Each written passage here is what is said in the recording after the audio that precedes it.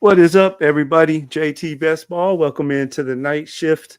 We have a special guest tonight, Mr. Cody from off the Schneid. Not going to waste any of y'all's time. We're going to be in the BBM trying to win $2 million. Let's hit the intro video and we'll see you on the other side.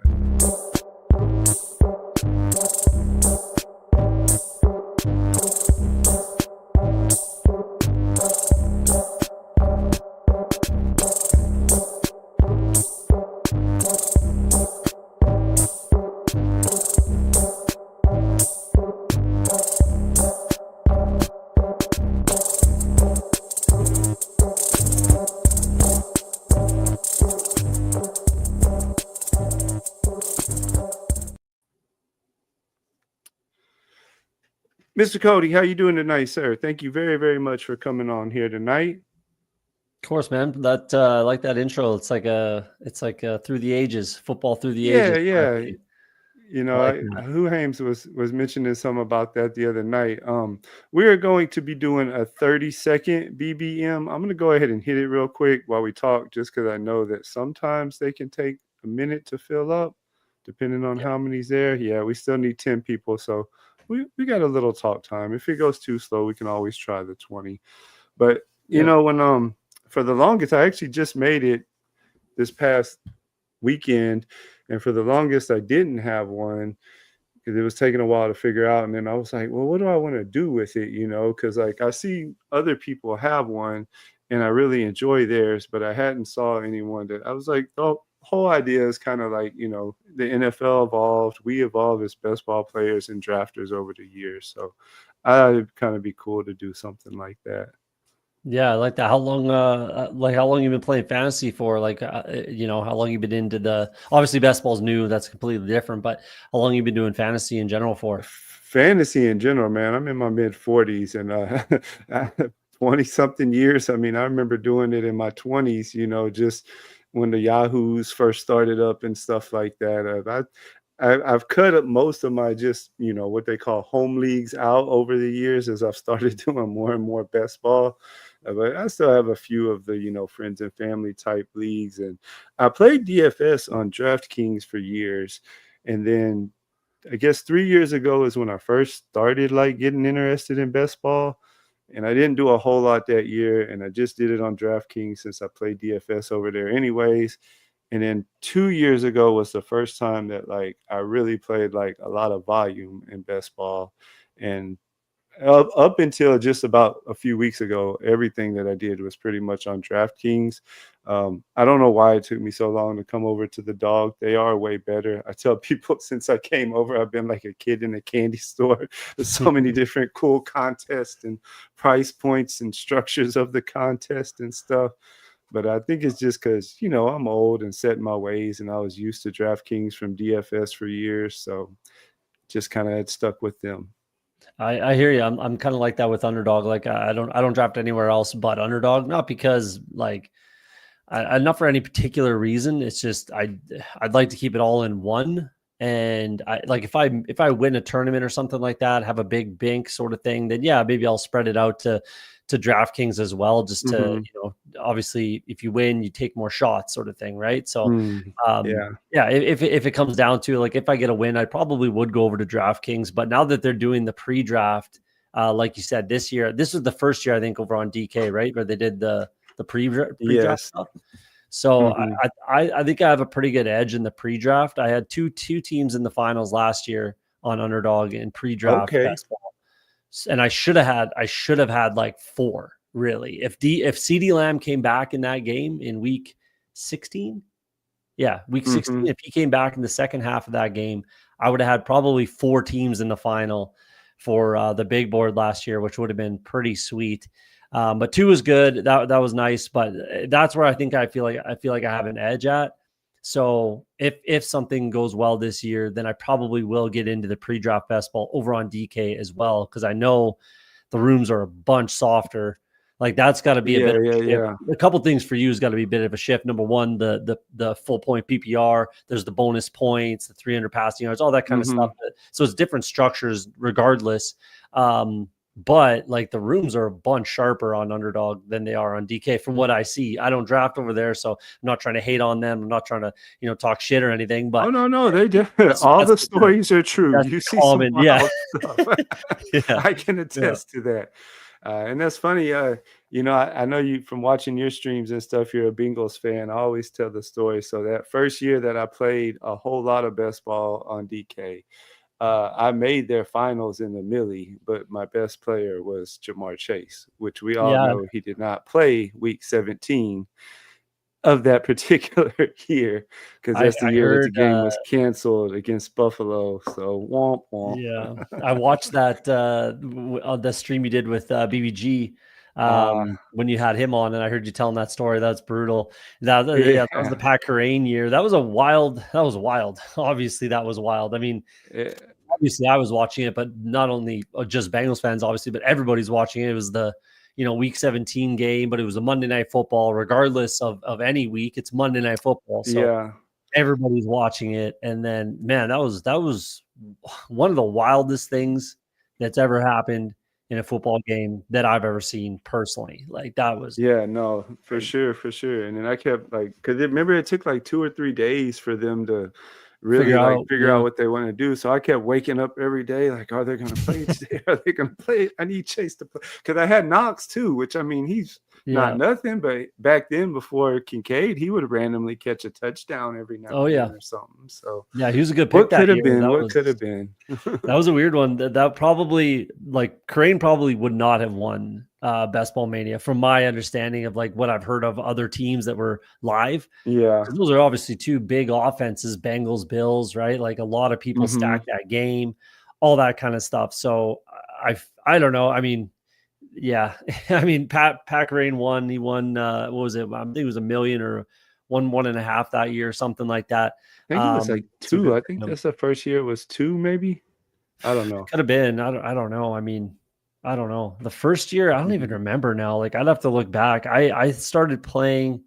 I think my first year was Best Ball Mania 2, but I might have only done like 5 Best Ball Mania drafts that year. I did a bunch of like just the like 12 man or 10 or 12 man tournaments, the ones that aren't the main tournaments, just the random ones. Yeah. But those are a lot more like those filled a lot. Like there was a lot more of that back then. Hmm. Now pretty much I don't think too many people play those at all. Like you can set up like private leagues and stuff like that, but so I played a lot of that, and it actually like you can do pretty well if you do that, like especially if you're doing like higher stakes and you have good best ball takes. I think you could do pretty well just drafting those. But Hmm. so either way, like that year I didn't really do much in 2, and then in 3 is when I started kind of putting a little more volume behind it, and now it's just something else altogether. Right. And I'm gonna catch up on the chat real quick. What's up, Nick? Good to see you in here. Hartman, what's up? Nick says he only sticks to underdog and drafters. Yeah, the playoff pods. That's what I hear. It's like Yeah. you think you have you think you have this like unicorn, unreal, just jacked up team, and then you get to the Yeah. finals. It's like And it's all the other unreal jacked up teams. yeah, yeah, yeah, For sure. Some people had 5 and 6 figures for sure. yeah, yeah, no doubt. Well, that was back then. It wasn't even like now you win like your money back if you make a team to the finals Hmm. in Best Ball Mini. Back then you didn't. Like I'm Yeah, really and it was on DraftKings, so their payout was different. It was okay payout for what it was, considering my best player didn't play, but I like to think yeah, what could have been. yeah, But no doubt. hey, That was a one weird one. thing, man, I wanted to mention, which is part of why that I reached out to you to come onto the channel, because I saw on your bio and I heard you at least a couple of times. I don't know if you close with it every time, but man, the saying that you always go with, that if you're afraid to be wrong, you'll never be right.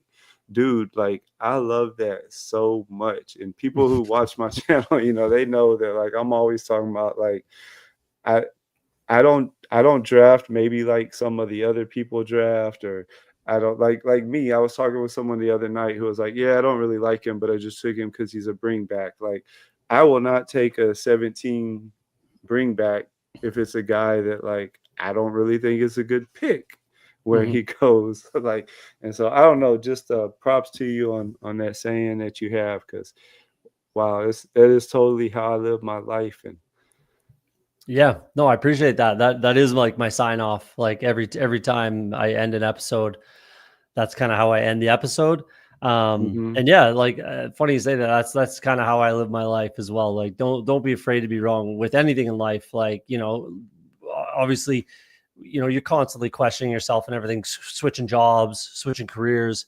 I know in the episode with BG, you were talking about, you're basically a stay at home dad now. Like that had to have been something that is a tough decision to make. You know what I mean? Like, but hmm you're unsure of the future. But hey, if you're afraid to be wrong, like you never know what's going to happen. So don't just take shots. Like that's kind of how I look at it. Is in life really, like take shots, take calculated shots. Obviously, like understand the pros and cons and the consequences, but like take shots. I don't know. Like I guess no, that's hey, gambler's mentality, but like you're not going to get anywhere just playing it safe every time. So I yeah, totally agree, man. I totally agree with you. I What's don't up, really Mark? Good to see you in here. I don't draft like other people for the most part either. Like I have some pretty hard stances. I'm not afraid to be 0% on a guy. Like if I'm not afraid to be wrong. I'm not afraid to take 20-30% on someone that no one else is. I'm not afraid to take those swings, and I'm ready to die for my takes. Like bring the receipts, man. I'm happy. I'm happy to talk about it after the fact. Like if anyone thinks that they're right 100% of the time, get out of my chat, man. Get out of my mentions. Get out of don't even try to say that. Don't even act like you're not wrong, because we all are. We are. The guys that get paid to do this for a living are wrong every year. NFL teams are wrong every single year, and they're multi-billion-dollar companies. Every single NFL team is a multi-billion-dollar company, and they get this stuff wrong hmm every single year. You think some schmucks on the internet know what we're talking about? At the end of the day, we do our best, and my other saying is like, be more right than you are wrong. That's about it. That's about the best you Oh, can for do. real, for real. So That's the best you can do. yeah. Need three more for this BBM. You guys go ahead and hop in it. And yeah, no, I think it'll be interesting drafting with you. And I know you're coming on next Friday for my little BBM thing I'm putting together for that night. So I appreciate that. I think it's gonna be a lot of fun. We got all but one of the guests lined out so far, and I think it's gonna be a lot of fun. I'm going on vacation that next week, so I figured I don't know how much I'll get to stream when I'm on vacation, so figured be something good to do in case I don't get to stream that much while I'm gone. Where are you going on vacation? Chicago for a week just to kind Nice. of hang out and chill. We got a little Airbnb that'll be fun for the kids and stuff, and we Nice. went there a long time ago. I saw that you're a father of four. Hey, my Y- my wife's pregnant right now with our first. So Oh, all right. Well, yeah, congratulations. It appreciate that. What should I expect? uh not much sleep. Yeah, fair enough. Fair enough. No, Fair enough. it's man, first it's my oldest, I'm in my mid 40s and my oldest is 18 now and doesn't live at home anymore. So it's really hard to remember exactly what it was like, with that first one and everything. But Well, you're not much older than me. How old do you think I am? I don't know, maybe late 30s. Now that I said that, yeah. No, I'm 40. I'll be 40. I'll be 40 this year. I'll be 40 this Okay, year okay. in a couple Right months. on, right on. Yeah, yeah. But But but yeah, it's a lot of fun, man. It definitely changes your perspective on things, and it gives you that sense of purpose. Not that you don't have one now, but it's like, no, it all right, changes. you Yeah, kind of find that every decision you make, you don't just think about, your wife and you, but now there's this little person who's just so innocent and can't do anything for themselves and literally has to depend on you for everything and until they get, a little older at least or whatever. And then they yeah. turn into teenagers and think they know everything. That's what I'm going through right now. Three teenage girls or two teenage girls and an almost teenage girl. Whew. Yeah, you got 4 girls, eh? Whew. I have my oldest is a boy, but he left the Oh, okay. house now. So yeah, now it's Okay. just me and the wife and 3 girls. It's like, too much women here. Yeah, we'll see. We don't know what we're getting yet, so we're not gonna find out actually at all. So we're just gonna play it by ear, surprise on the day. So that That's should be really fun. cool. Me and my wife did that with the first 2, and it just Yeah. so worked out we had a boy, and then the next was a girl, and then she changed her mind for the last 2, she wanted to know in advance, so Yeah, I could see that. Like, once you've done it a couple times with that surprise, the way we say it is like, how many surprises you get like that in your life, that like it's a Mhm. small one. It's only a 50-50. It's a small surprise, but like still, how many you get like that in your life. So that's the way we're looking at it. But um, that way during the Carson Palmer days, man, I don't like to talk about Carson Palmer. Carson Palmer's Carson Palmer's dead to me, man. I don't like Carson Palmer. That's funny.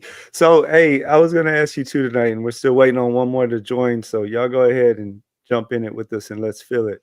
But, how you feel about the Bengals right now, man? Just with all the, it's like they don't wanna pay Hendrickson, the rookie that y'all just drafted was talking at his locker because they're trying to change, like, his contract and stuff like that.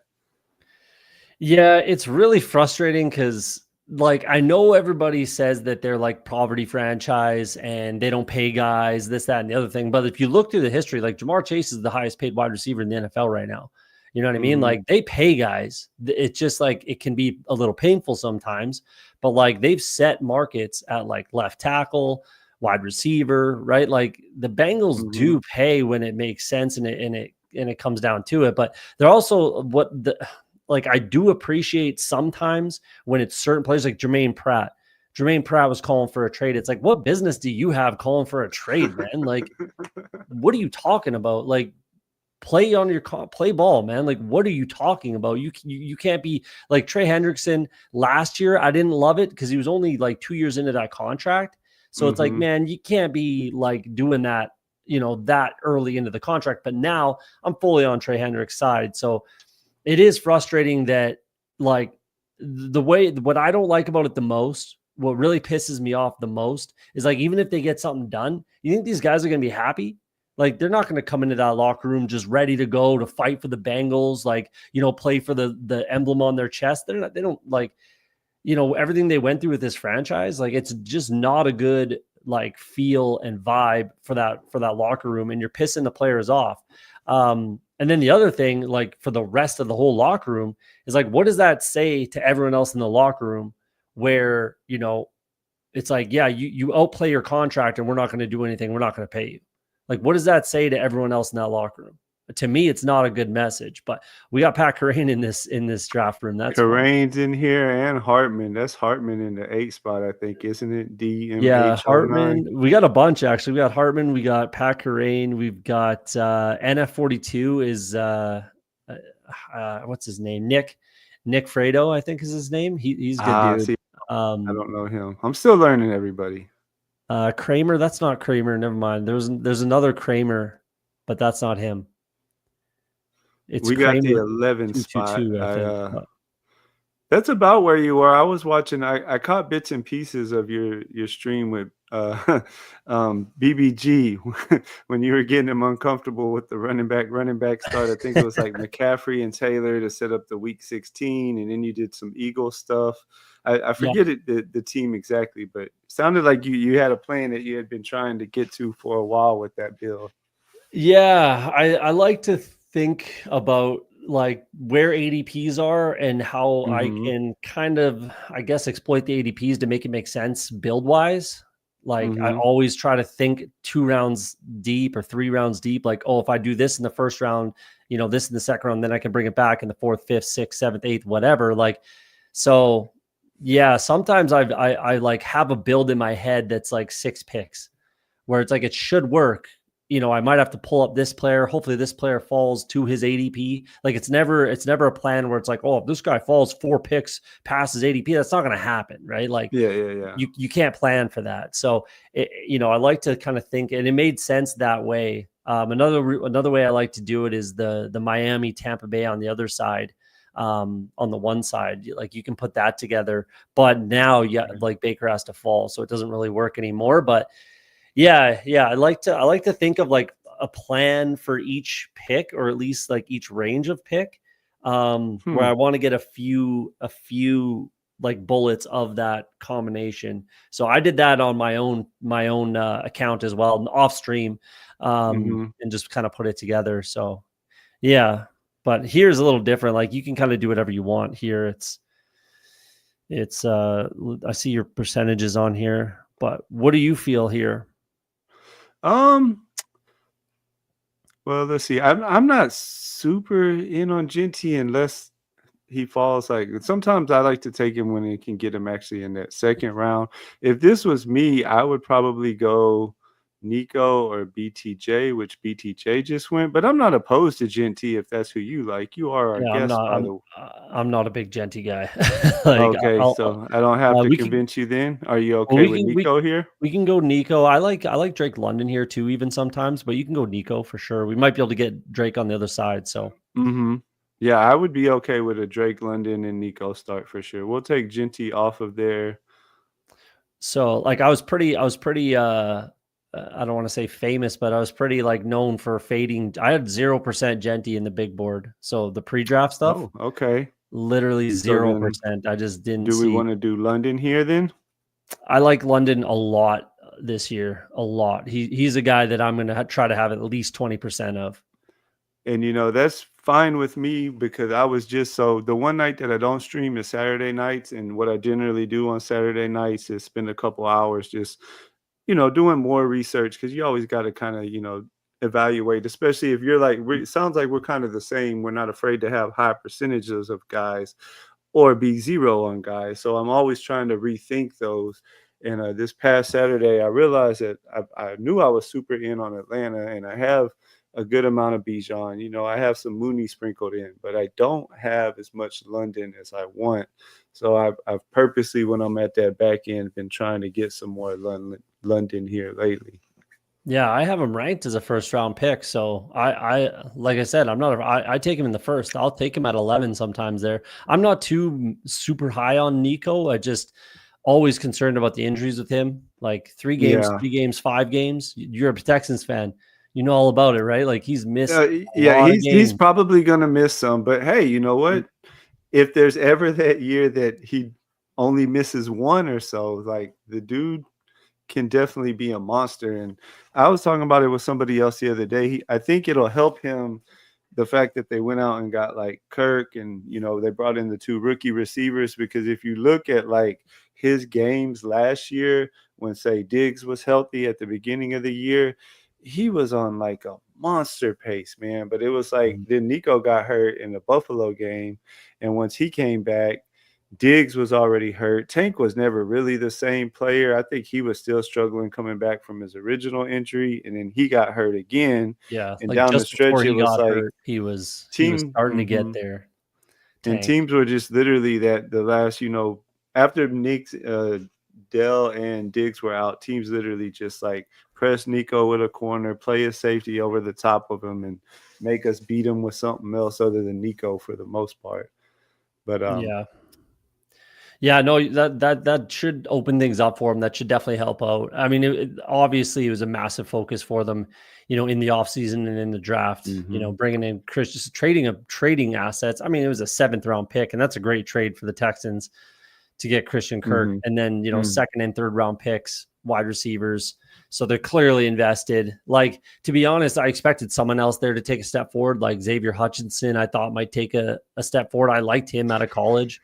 He just could never get there. His snap percentage was like, it was like 80% a week or something. Like he was on the field, but he was doing him and Mechie. That's why they went out and did what they did this offseason. Cause I think those two are going to be guys that just don't pan out for whatever reason. And you can see I only have like 10% of Nico. I was talking with Huhames the other night, and like, I think our defense will be really good this year, and so that's Yeah, one thing. And I purposely, you know how it is being a Bengals fan. You try not to let your fandom, interfere with how you draft players. And so I'm actually, of all the Texans, Mixon is probably the one that I have the highest percentage of, just because I do really. see with I see with our I like his price, and I see with our defense this year. I can envision a lot of games where we have a lead. We're in the fourth quarter. They're just kind of pounding it out. I'm not worried about Chubb at all. Chubb is coming in to be our backup because they don't like Pierce, and the only other guy that they really have is the Marks guy, who isn't probably the guy that you want as your only backup running back. All I right, so hate I hate Joe Mixon as a player and a really, person, but as a player too. Yeah, as a Bengals fan, I never liked him. I never liked him okay, as a that's Bengals interesting. fan. He never got there. He's honestly he's just not good. He's not good. He's not efficient. He's not a if he didn't have volume, and he does have volume, and that's all that matters, I get it. But if he didn't, he would be honestly, I just think like you could replace Joe Mixon. You give that amount of volume to any other running back that's been drafted. In Hmm. let's I'll say that within the first 5 rounds, they would have the same amount of success, in my So, opinion. so what are you thinking here? We could do Hmm. Kyron for the bring back if you like him. I'm okay with the receivers. Lamar's on the board. What are you thinking? We can go Kyron if you like him. I don't mind it. I mean, Mike Evans would be a quality click here too. Any of these wide receivers, like Xavier's fine for me. But either one, like we do have the bring back with Kyron. I just have some concerns with Kyron personally. You know what? Did I get it in? Oh, Oh, I yeah. didn't get it in. I was gonna try to take Evans first and see if Kyron would come since the 12 hole had two running backs already. But we can I do it. have issues with Kyron. He just doesn't really do it for me. Plus, I'm worried about it breaking down with all the touches he's had. I think this thing is showing you. You might want to hit refresh on the screen. It's showing you the wrong bringbacks, but we can do that after this pick. Ah, yeah. Okay. Um, we need to Yeah, kind it's of get got week back. 16 highlighted. So you said you like Worthy. I'm big on Tet. I'm not into more. Jaden's there if you want to go QB. What are you thinking here? It'd be like Jameson Williams, Worthy. If you like Tet, I like Jameson Williams a lot, but Tet's fine. Xavier Worthy's fine. I'm good with any of that. Tet's fine. Mm, Yeah, oh, we got Worthy. Sorry. I was going to try to take your JMO pick, but I didn't get it on there quick enough. that's all right. I'm Worthy trying to works. mess with this. Let's see. What do we want to look at? Just there we go. Get Now rid it's of if showing the you weeks. no. So just refresh the whole page, Ah, okay. and then it should kick those out. Sometimes it does that. I don't know why. It's kind of just a glitch, and then it Mm, should show the correct stuff. Yeah, because we don't have okay. anything correlating. Well, we have stuff correlating, but I actually put in a request with the guys to change it. I don't know if you'd find value in that, where it would show like anybody that's a bring back. I think and same game stacks. You know what I Mm, mean? So like I don't know when like Rice and Worthy, so you don't like accidentally double stack the Chiefs if you don't like it. You know what I mean? yeah. I'm Um, still trying to figure it out because see, I thought that like a minute ago, what I noticed was it did not have any kind of highlighted thing on Kyron, but it mhm. seems like it should since we have London, right? Yeah, so that's Like what as a I bring back. that's what I suggested they put in. So like Mm, if you open that gear, the wheel on the bottom left, so mm-hmm. having it in there where it's something you could turn on and off, like the Mm-hmm. combo tool or the playoff things you could turn on and off. So if people Yeah. like it, like me and maybe you, then you could turn it on. If you don't, then turn it off, Okay. right? So Yeah. I Yeah. don't know. Yeah. They said they would probably work on something. We'll see if it works out. But yeah, I agree. I would like that too. I would like it to show any position. I don't care if they're correlated with my quarterback. Like I like to stack like mini stacks, right? Like two wide Same receivers way from the that it same game. highlights it for your Yeah, quarterback stacks, you wanted to show the bring back stacks also. for all of them. Yeah, for any Yeah. bring Yeah. back, any game. You know what That I mean? that would So be sweet if you could toggle that on and off. yeah, yeah. Because again, not everybody's gonna like it. Like their pushback was it looks a little cluttered and like it just doesn't look good. And I'm like, I think it looks fine. Like, I'm not too Mhm. worried about it. Like, they're worried about it being too lit up and too much going on. But I think it looks fine, and I actually want that because I like to do little mini stacks sometimes. If it's a tiebreaker between two like even players for me, then Mhm. I'll take the bring back. If it's dead even, and that's the only tiebreaker I need. You know what I mean? So Mhm. See, I don't have a lot of Joe Mixon here, but I know in the eliminators, because correct me if I'm wrong, but like when it says 5% mixing, is that just showing me like all of the regular style tournaments and that's not showing me the eliminator percentage since the click eliminators the a whole. wheel. It wouldn't be the eliminator. No, no. It would Okay, be, so okay. click that all tournaments drop down. Mhm. And then I can pick which one I wanted to. Exactly. Yeah, okay. So it's just all of the basic style tournaments. I got you. Yep. Yep. Yep. All right. Well, we can start planning it out here. So far, we have Kyron, Nico, London, and Worthy. Um, I think if I RJ am not. falls to us, that makes kind of sense with our Xavier Worthy if we want to go down that road. I'd be okay with that. I'm not big on Harvey. I don't have any percentage of him in any of the regular stuff. Probably don't have any of him in the thing. I just haven't liked his price. There's other guys I like better, but he's a We could little do bit past the ADP now, and we definitely he. I like the fact that he's on a worthy team. That would be the type of team I'd want to get him on. we could Is there do Rome anybody? and Jennings potentially, and then get that game stack, and then that also brings up some quarterbacks that we could get. So I don't mind doing that as long as the 12 hole doesn't take one of those guys. Rome's one of my stands this Let's year. do that because Rome is actually another guy that, and I'm not that into Harvey, and now Dobbins is That's fair. there too, but Rome is another guy that this Saturday I decided I do want to make a point to get some more of. He's the only one of the receivers that hasn't had some sort of negative stuff going on so far in camp between Moore and the, attitude issues or whatever. And Burden Body had the language. little soft tissue stuff. Yeah, body language, not attitude. Yeah. Jennings fell, No, so that we're gonna works. do that. Yeah, I'm good with that. It gives us a couple quarterback options too. So And that gives us a nice little strong receiver room with Nico, London, Worthy, Rome, and Jennings. That's a nice little five right there. All yeah, of then our we can pivot quarterbacks, off we that should be for a able bit. to. Yeah. Mhm, Yeah, we even have Mahomes. Like, we've got Mahomes we could stack up potentially, mhm. Caleb, Purdy, and we've got the bring back with the Chicago Buffalo or sorry, Chicago San Francisco already. So that's good. Or yeah, Chicago San Francisco. Geez. Mhm. Even Nico, like, yeah, we're pretty we're pretty open. Well, With Kareem, everybody they brought in, Mark, I think he's pretty much gonna get cut. It would not yeah, surprise me. Canadian too, unfortunately. Will Crane take Drake to open up May? It's very possible. That guy does love Drake May.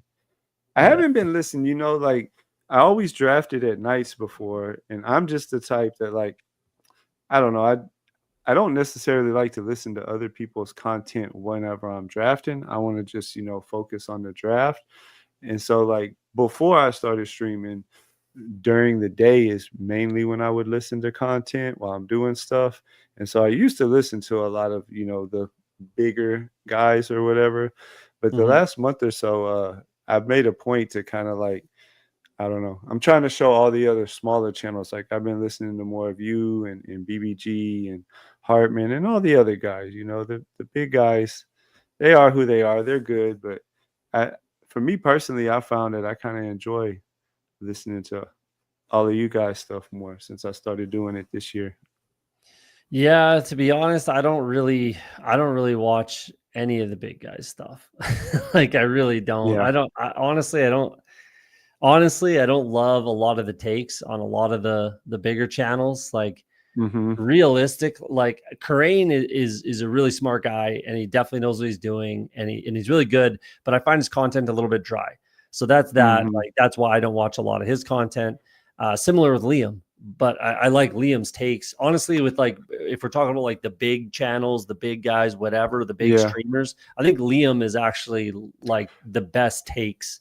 Like he I've actually, shouted him out on here a couple times just because, and I've said that same thing that like of the big guys, he was definitely the one that he was the only one that I really ever made a point before, like say last year, because this year, like I said, I haven't really been listening to much of any of them, but he was the only one that like last year I would make a point to watch his whenever he came out because I don't know, I agree with a lot of his stuff. I disagree with some of it, but I don't know. I feel like some of the big guys, they just like I don't know. It's like they all kind of have the same takes sometimes, and they're all kind of in on the same guys. And I don't yeah, know. exactly. Because honestly, like a lot of it is like, I don't know, seems like it's like fear of being, I don't know, attacked or ridiculed or, whatever. So they just whoever everybody likes, they just tout the same stuff. Like, I don't know. I have 0% AJ Brown right now. I'm not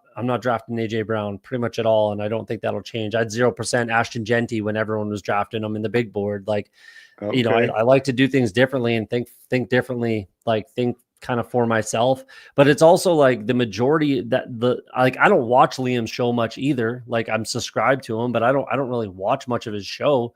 But Hmm. at least he has just like again strong takes. A lot of the other guys, it's more about like What's the hot nerd right stuff, now? Or hmm. just like and I believe roster construction is one of the number one rules for sure. But like I don't know, just it's this dry, like just it's about how to build the team. Like BBG says it, and PPR Tyler say it's like left wing and right wing slappies. Like right wing is just like ball knowers and like just feelings guys. Like kind of how I would assume you are and how I am, right? Like Yeah, yeah, yeah. PPR Tyler's like that. Just like we know ball, we know players, we watch tape, we watch football, we know ball players, blah blah blah. And then there's like the left wing nerds that are just like data guys and I don't know. So that's like what other people call it. So I guess I can understand what they're saying, but yeah, I don't know. I can agree with that, but that's what a lot of them are like, is that left wing, like just nerdy data stuff, just how to build a roster, which it can be good, but it can also be to your detriment, in my opinion. But what do I know? What are you thinking here? Are you thinking running back for sure, or Ayuk's out there if we want to really lean into the San Francisco stuff? I think one of these two Mahomes, if picks we has to be a running back for sure. well, We I'll tell you didn't who get. I like, but I'm open to whoever you like. It out for me, out of Pacheco and Johnson and Pollard, it would probably be Pollard for me, but I I'm definitely open to like hear. Pollard. I like Caleb as well. Like Pollard that would be mine. Mine would be Caleb, Pollard, then Pacheco. Pacheco sounds like 3 for you too. So We're gonna go Caleb because that's part of when I bring a guest on. I try to break ties with what they want. One, you are the guest, and we appreciate you coming on. And also, just it's a good way for me to get players that maybe I'm not opposed to taking, but haven't taken probably any or very little of. So then, would you want to go running back here again, or we could go ahead and get no. that sixth receiver to really stack up some San Francisco stuff, or I think we take Ayuk here, and then because he's our sixth, like yeah, he might miss mm-hmm. the first 6 games or something like that, but he's our sixth wide receiver, and really we're playing that for week 17 is what we're Exactly, we're playing exactly. for. So We'll I don't miss mind out on taking him there. Mahomes, but we could get Purdy. I've seen He Mahomes should fall be all the coming way back. back down too, so we'll see. Oh yeah? Yeah, I mean, I'm honestly not very big or high on Mahomes. That's another thing that I'm doing differently, much differently, is I'm not very high on the Chiefs this year. Like if we look at Mahomes, we look at the offense, we look at Andy Reid, what they've been doing for the past couple of years. Like to me, walks like a duck, talks like a duck. At some point, you have to call that a duck, and that's what Patrick Mahomes has been for the past 2 seasons in that offense. Like, oh, the receivers are always banged up, this, that, and the other thing. It's like, why are we just continuing to make excuses for 3 seasons?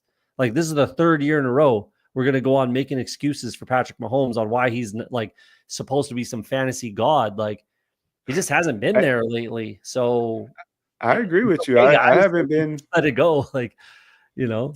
I haven't been super in on them. You can see in regular tournaments, I have 5%. I wonder what Yeah. my percentage is on Worthy. I think I might have. I'm about to say I do draft Worthy more, but not necessarily with stacks. Just for I like Worthy as a player, and I do think he'll have some nice spike weeks.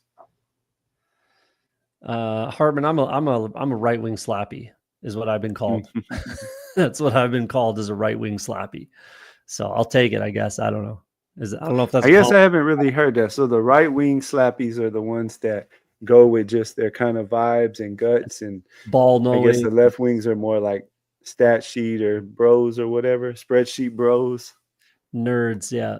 The I call them fucking Leonis. nerds. Yeah. Yeah. Like that's a great example. Leone, yeah. So I don't know. BBG calls himself a left wing slappy, and he calls me and Tyler, PPR Tyler, right wing slappies. Uh, I'll take it. Like I don't know. I don't know if it's a compliment or what, but I'll take it. Works for me. I, I would definitely say I'm probably right wing then if those are the two deciding factors. Options. Yeah. I always tell people, and it was interesting. I really liked hearing you talk about how like sometimes you try to like plan out maybe like a group of 6 picks or whatever because you know about where guys will go, and that Mhm. maybe that's something maybe I want to look into maybe doing from time to time too. Because generally the way I draft is I don't go into a draft with any plan, and I always tell people my first 4 5 picks, those first 4 or 5 rounds, pretty much I just take whoever I think is the best player on the board. Yeah, I'm eyeballing as I start to get to the second and third round. Okay, well I got this player from this team, so that influences as far as thinking out the stacks and stuff. But in general, those first 5 rounds, I'm just trying to take the players that I think are the best picks with each pick when it comes up. Then once I get to round 6 or so, that's where I really start focusing more on, okay, based on what I did in the first 5, what kind of structure do I think I need to go here, and Mhm. so on and so forth. Yeah, like I definitely agree with that. Like that is a good way to draft it. Let the draft come to you, and then just kind of play it off a feel. Like because things are going to change. Like Mike Tyson says, everybody's got a plan to get punched in the mouth, right? Uh, so yeah, like I definitely agree with that. I just like it depends on where you're at in the draft too. Like typically I only build it like what I did with BBG on his channel there that we talked about earlier is that was from like the 9 spot, I believe. So you can do a Hmm. lot of different things there. Like you can pull guys up. Like if you're in the middle of the draft, you can pull guys up. You get value on both sides of the draft board, if that makes sense. Usually when you're in the middle. So Hmm. like it's not a big deal to pull a guy up like 5 picks of ADP or get a small fall. So, yeah, I mean that is definitely a good way to do it. It just depends on you know I don't know how sick you want to get about it. Like I like to I like to build my stacks early for the most part. I don't mind Scatterboo here. I was just about to say, he's another guy that I want to try to get more of, get him, and then maybe Purdy on the backside. The 12 hole has a QB already, so I doubt he would take Purdy unstacked. He probably doesn't have Kittle. Kittle's always on the other side of the board. Yeah, with Lamar, like I'd be pretty surprised. You never know, but Yeah. like I don't mind daring a guy. Like if you really want to just try to like screw us and take Purdy, like We have okay. other options. Yeah, I mean, Exactly. Yeah. but you want to go ahead and get our double stack? Absolutely. Yeah. Oh, and he took golf too. So yeah, yep, no doubt. Let's lock That that up. makes sense to me. I like to really plan out my quarterbacks too. That's the other thing I was gonna say, like when I build it out that way, like with the Josh Allen um kind of stack or draft that we had, like that already lets me know that I can stop at 2 quarterbacks with this build. Mhm. So like if I have a draft where I'm taking, let's say it's Bowers or McBride at tight end, that tells me what I can do at tight end. If I take, Josh Allen or, uh, Daniels or Lamar, like that lets me know what I can do at quarterback because I'm not taking 3. If I'm taking those quarterbacks, those elites, Mhm. I'm not taking 3 quarterbacks. Pretty much period, end of story. But I'm not drafting a lot of 3 quarterback builds either. Like regardless, this range of the draft right here is where I want to be done drafting quarterbacks. So even when you go with like say a Purdy and a whoever else we get, you're almost always two quarterback build. So it depends. Like right now, like with Purdy, we'll probably take three, but I would like smash quarterback right now. Like Drake May went obviously to Pat Hmm. Carey, no surprise there. Um, but guys like Justin Fields, Drake May, those rushing upside quarterbacks, those are the guys that I like to take. Even Bo Nix, that you don't necessarily have to stack up, or you can maybe throw a guy on if you want, but you can just take him naked. So we'll see what kind of comes to us. What are other options? Maybe scroll up the draft board there so we can just keep an eye on. Like we do have Stroud. Yeah, Um, and they're still all down there. Stroud is down there, and Penix is down it's, there. okay, so we definitely have a couple options. So in this case, I'd probably take Stroud and Penix. Like I would rather have At the three. next turn, just go ahead and get both. Probably, like if it works out that way, which I'm pretty sure that is how it's going to fall. Like we're in a good spot at running back and wide receiver right now.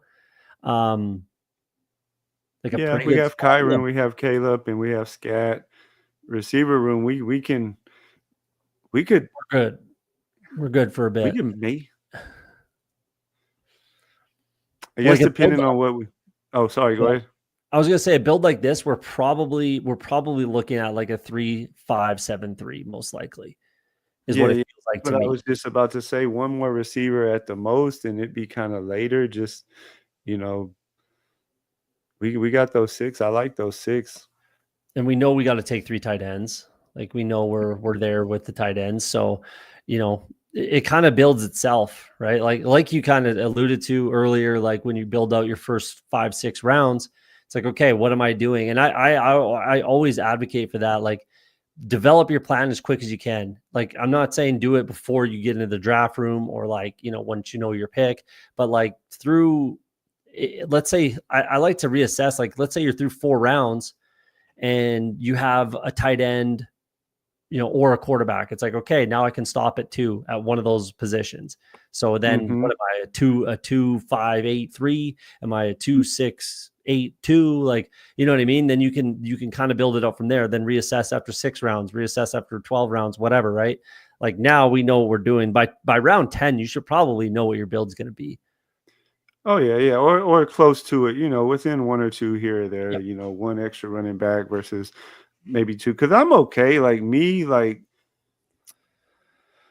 if Stroud. I'm okay if I have guys like if I had say maybe a Ferguson or a Goddard. Not saying they would be good picks for this particular team, but if I had a Ferguson and a Goddard or something like that, And you depending on stop what I there. wanted to do with the rest of the team. Oh man, somebody took Penix too. Man, Oh, that's Hartman. Hartman sniped us on him. All right. So I would say we probably just bring in Trevor Lawrence here. Never mind. I'm good with Jordan Love. Then, like we can figure him out.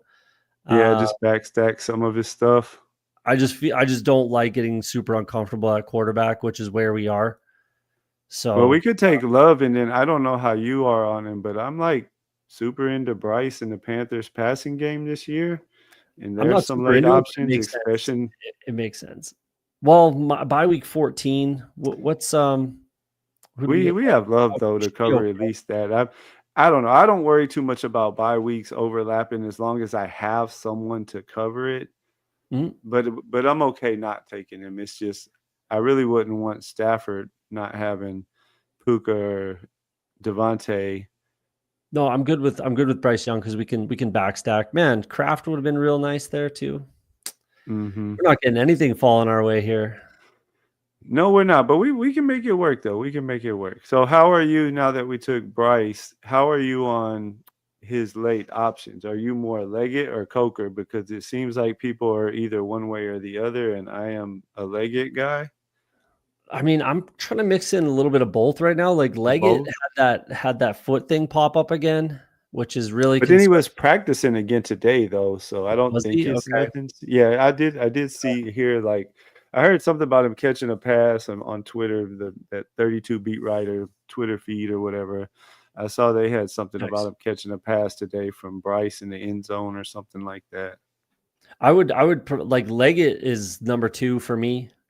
I think he kind of gets like disrespected because a lot of like the fantasy world is hilarious to me sometimes. Like if wide receivers don't just like go nuts as a rookie, they're just dead. Which is Mhm. it's like, man, you know how hard the NFL is? Like it's Well, and exactly, and my thing that I've been saying all offseason, and I have to go look at his percentage, but it's probably pretty decent, is, so, last year, they tried to put him as a true X receiver, which isn't really what he was doing in no. college, and so I think that Tech coming there, that's gonna free him up a lot to just kinda be big and be fast, and hopefully they can find better ways to use him or whatever, and they're going to give him a chance, right? I mean, they invested a high pick in him last year, so they're not just going to like throw him on the back burner. I don't think, at least at the beginning of the year, they're going to give him a chance. And I just think Tech could take some pressure off of the offense. So I've been willing to still take him some. Um, and I like Sanders too, since this is going to probably be a 3 tight end team. I don't know how you feel about him when you do 3 tight ends late. Yeah, I'm good with all that. Like I am Leggett. I like Leggett. I think he's going to be fine. He's going to be a slot receiver to me. Like I know that's kind of what Thielen did a lot of last year, but like he's 1 foot out the door.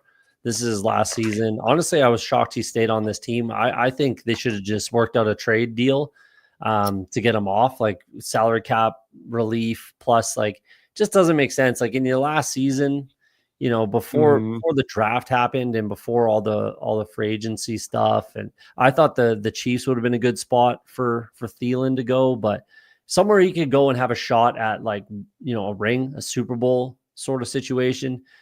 So I just don't think it makes a lot of sense. Either way, I think it's going to be they're going to focus on Tet. They're going to get leg at the ball over the middle of the field. I think he plays the big slot role, like you said, just Yeah. be fast, be big, be fast, and that's it. That's Mhm. exactly what he is. Exactly. So let's just go down that road with him.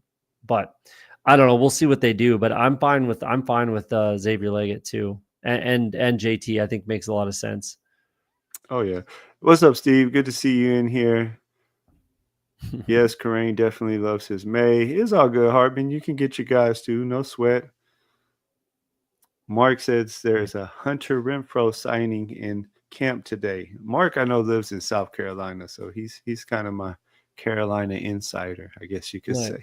Nice. Nice. Yeah, I'm not too honestly. Yeah, I mean, I'm not too worried about Hunter Renfrow coming and taking away from realistically anybody there. But I mean, I always liked Hunter Renfrow. He just, he You had know that. what is interesting? Did you read or that article or it was an interview or something at the beginning of this offseason where he was talking about like how he just hated football because he was sick with something and he Yes, lost like stomach 15 thing or something pounds. like that. Yeah, yeah. But I didn't see the interview. I just like read about it and I forget where I read it, but yeah, you can see I have 35% Leggett. Yeah, Dang. he's a guy that I've definitely been taking late in the draft because I think he's going to be a really good spike week player. I don't think I'm going to get consistent weeks out of him all the time, but I just feel like he's going to have some really big spike weeks. I like where he goes in the draft. A lot of times that's where I'm looking for guys with spike week potential. But what are you thinking here? We can go Oh, we're with taking whatever them. you We're want. taking them.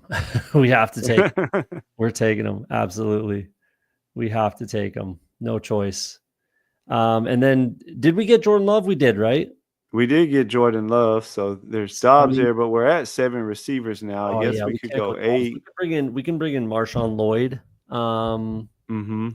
so what do we want to do? We're running back and tight end, and that's it right now. Is all we can kind of pick. Who do you We like could here? go with Roshan against our San Francisco stuff. Do you like Roshan? Yeah, we got the Green Bay bring back too. We can do that. It makes sense for the build. So Mhm. yeah, we can And do that. Roshan is a guy I just recently started drafting.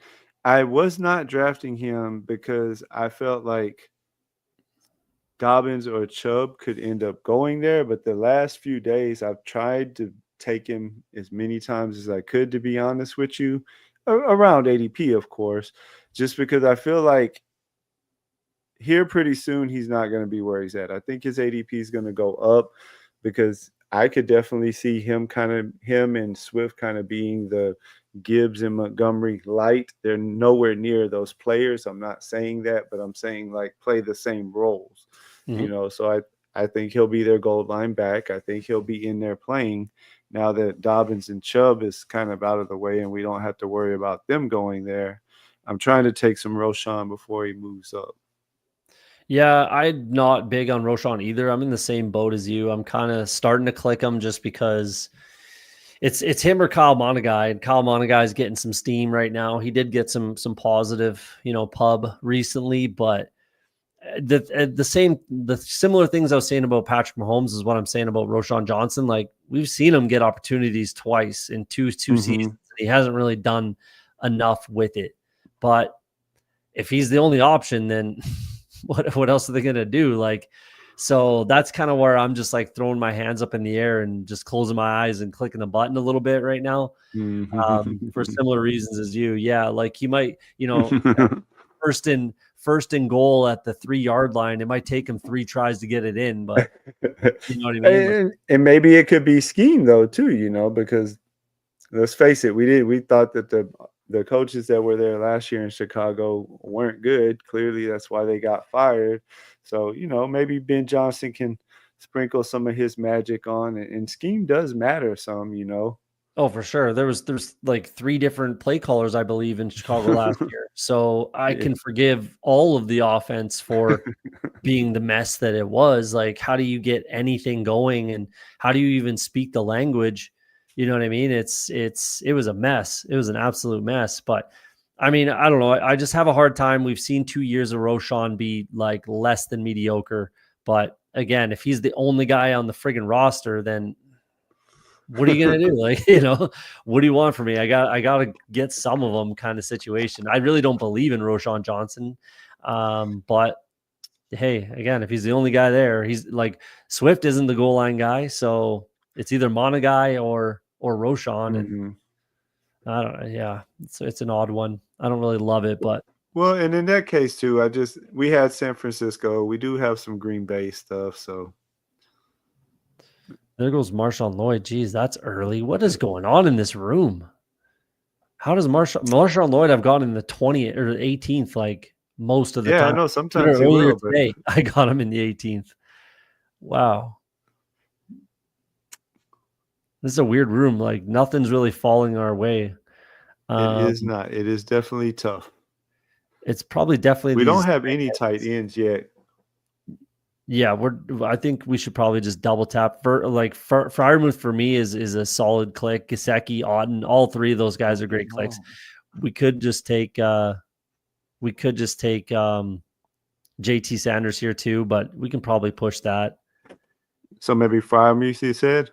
I mean, I like Fryermuth if you're okay with I that. It makes Yeah, sense. yeah, I like him too. Sorry, my daughter had walked in the room for a All minute, so I good then. was kind of distracted there for a little bit, telling her to go find mom. All good, all good. And then we probably want to double tap, I'd imagine here, right? A tight end again. Yeah, Do we yeah, we only have one. do we have a There's no Tampa running. Bay player? The only guy I'd be willing to do over a tight end would maybe be Giddens, just because I like him a lot, and he I, goes I'd be against San okay with that. Scroll Francisco. down to our running back room there. What do our buys look like? I just want to be sure we're not overlapping too much. I'm okay with Eight, Giddens. five, five. I'm super high on Giddens myself, so I'm okay with that. Yeah, you can see I got 20% of him. He But I might. think that sets us up because then we can come back in the 17th and 18th and just tack on whatever 2 tight ends are left and be done with it. He's my 3rd highest owned player, exposed player, DJ Giddens, 28% right now. So Yeah, I have him at I'm 20 high. before this draft, so Yeah, 118 drafts. I got 28% Giddens. I'm about that life. now I will say my percentages right now, you know, they are what they are, but like I didn't even move over to underdog until like a couple weeks into my streaming. When I first started streaming, I was still playing pretty much mostly on DraftKings.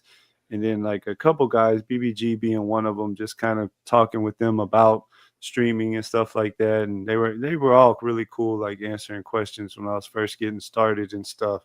And they kind of him and some other people recommended, hey, you might want to think about, doing more underdog or whatever. So I've done a lot more right now of like the eliminators and super flex since I moved over to underdog. I think I'm up to like 31 eliminators. I have like 20 something super flex.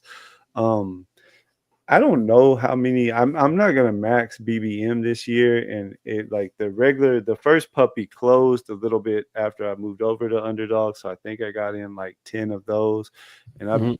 I have done like my pugs and my what was that other one, the hound dog. I got all of those in. I missed out on a lot of those German shepherds. I only ended up being able Yeah. to get like 4 of those suckers in. It filled so quick. Yeah.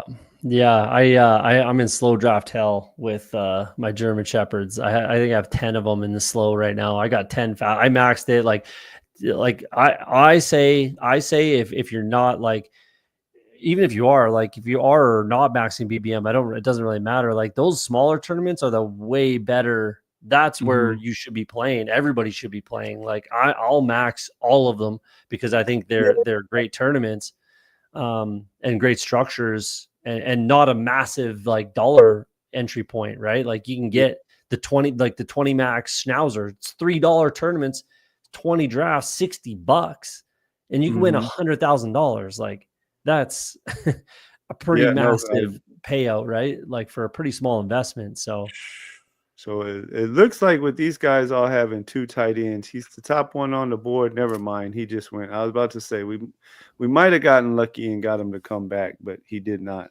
So then we're just gonna have to pick through here. We could if he hangs on the board, maybe Johnson. definitely Juwan Johnson. Yeah, he's a huge value And down here, I think. And probably Terrence Ferguson. T Ferg's one of my guys. He has been through the whole draft cycle in okay, the big board. I was probably the first one talking about him, I think, out there. So okay. big Terrence I'm good with Ferguson that. guy. Well, There he goes. Ferguson just went, but we did get Juwan for Johnson. sure. I'll tell you who I like is the rookie from Seattle Arroyo, unless you like somebody else. He kind of goes against our Carolina stuff in week 17. Yep, no, that works for me. I like building tight end rooms like that with two like quality vets and then a high upside rookie. If you're doing three, that's a great way to build it. So Hmm. So we ended Ray with Ray, 3-5-7-3. Purdy, Love, and Young didn't quite work out the way we wanted, but we did our best with it. Running back room: Kyron, Caleb Johnson, Scatterboo, Roshan Johnson, and DJ Giddens. Wide receivers: Nico, London, Worthy, Rome, Jennings, Ayuk, and Leggett.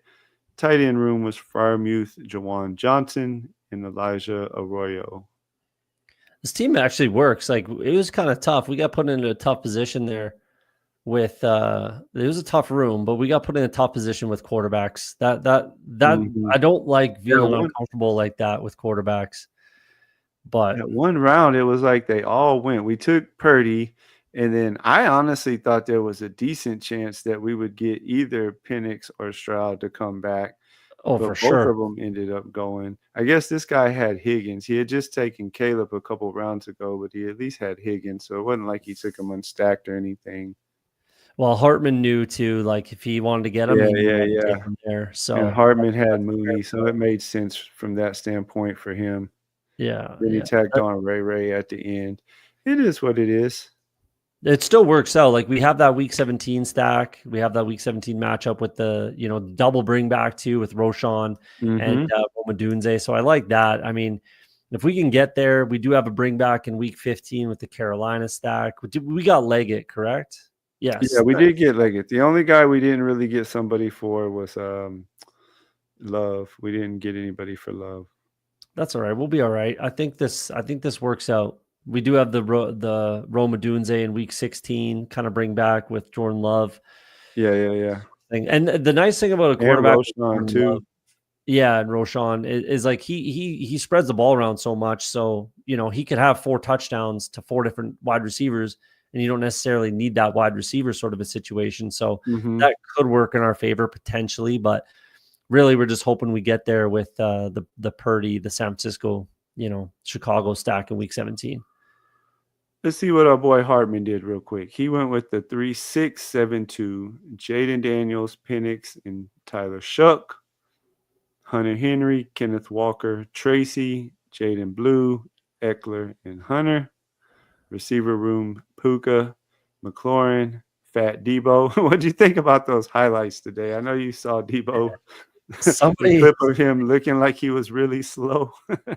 somebody said on Twitter today, Debo's the tweet they put was Debo's built like a lunch lady. That made me laugh a I lot. I didn't thought that was see really that one. funny. He did look overweight. He did not look good. Well, I Puka, know in but the anyways, offseason he was like 40 bills overweight, like in the offseason. So he clearly hasn't trimmed down enough. But yeah, I don't know. He's a running back. Like he's literally legit like a running back now. So I don't know. but do that again for you, Hartman. Sorry, Puka, Terry McLaurin, and Debo. He had Jaden. He's got the double stack. Mooney, Rashid, Shaheed, Tillman, and Ray Ray, Hawkinson, and Ertz in the tight end room. So he got a triple stack actually with Jaden. He just said, "I'm going all in on the Washington guys." The one receiver, Noah Brown's hurt, so that's one less person he's got to worry about catching passes. So he just tripled up the rest of them. One thing I heard you say earlier in the draft, which is it was kind of interesting, man. The more I talk to you, we seem a lot alike, and I've gotten a little bit of not pushback, but people saying the other side of the argument to me. It sounds like, especially if you take, let's say, one of the top 5 rushing quarterbacks, you're almost always, no question asked, 2 quarterback builds in. Yeah, like literally 100%. Because I'm done. Like if you pull up the draft board, I'm done drafting quarterbacks regardless of anything. I'm not taking Tyler Shuck. I'm not taking Cam Ward in BBM. Like I'm not even really drafting Matt Stafford. Yeah. Like if I get super boxed out, like I'll take Tua on occasion. I'll take Geno Smith on occasion. I'll Mhm. take Stafford on occasion, but I really don't like to or want to. Like I want to be done drafting quarterbacks by Bryce Young, Jordan Love, Penix, Mhm. Stroud, like that whole range right there. Like I don't like feeling uncomfortable at quarterback. I really don't. That's why I take a lot of Justin Fields because he makes me feel comfortable. I don't have to stack him. I can bring in Mason Taylor at the end of the draft. It's all good. In like Drake May, Bo Nix, like these are types of guys that you can backstack, and kind of just make it work with them. Even like Trevor Lawrence, you can backstack. So stuff like that. I want to be done drafting quarterbacks by, round 12, whether it's 2 or 3. So, if I have Lamar and Mhm. any of the guys you see on the screen here, or Josh Allen and any of the guys you see on the screen, I'm good with that. Like No, that's that gives you the highest weekly ceiling is having 2 quarterbacks because you have more shots at running back, wide receiver. So that's the way I play it. Like I know I for agree, Vancouver and QBs. the little bit that I've listened to, like some of the bigger, we were talking about the bigger guys or whatever. It seems like every year there's kind of a meta or whatever. And Mhm. this year, there's a lot of people that's like, well, even if you have Josh Allen or even if you have Lamar, you should make it a 3 quarterback build because it gives you better advance rate odds and stuff like that. But I'm the same way as you. Like I have not drafted a 3 quarterback team to date, eliminator, other than Superflex, of course. But Yeah. the regular builds where it's not a Superflex, whether it's eliminator or whether it's a regular style tournament, I have not drafted a 3 quarterback team. I'm almost positive whenever I had like Lamar or Jaden or Josh Allen, because I Yeah. totally agree with you. It makes no sense if you're drafting a guy. If I drafted Josh Allen and he doesn't perform well for me in a playoff week, I do still have one other guy who I felt good about who could potentially do that for me. And so I would just much rather use that extra roster spot on making sure I had 3 tight ends that could maybe do something for me, or an extra running back, or an extra Yeah. receiver, or whatever. So no, I'm glad you said that, because like I'm definitely the same way. I think for me now, if it's not those 5, because I'll be honest, I haven't been that into Burrow this year. Um, just because one, when I have Chase, I tend to like just build it a little bit differently instead of trying. I haven't been lucky enough to have Chase and in one of the drafts where Burrow falls to the 6-7. If I had Chase and Burrow fell there, then I would take Chase. But I haven't been taking Yeah. him at that 4-5 turn. And I'm like you. I don't take a lot of Mahomes. I have taken him a couple times on like a Rice or Worthy team or whatever. And so if I don't get one of those top, Hurts on up, then I definitely starting around this tier of Fields. I love me some Fields this year. I've taken a lot of Fields this year. He's kind of one of my favorite clicks at quarterback to make.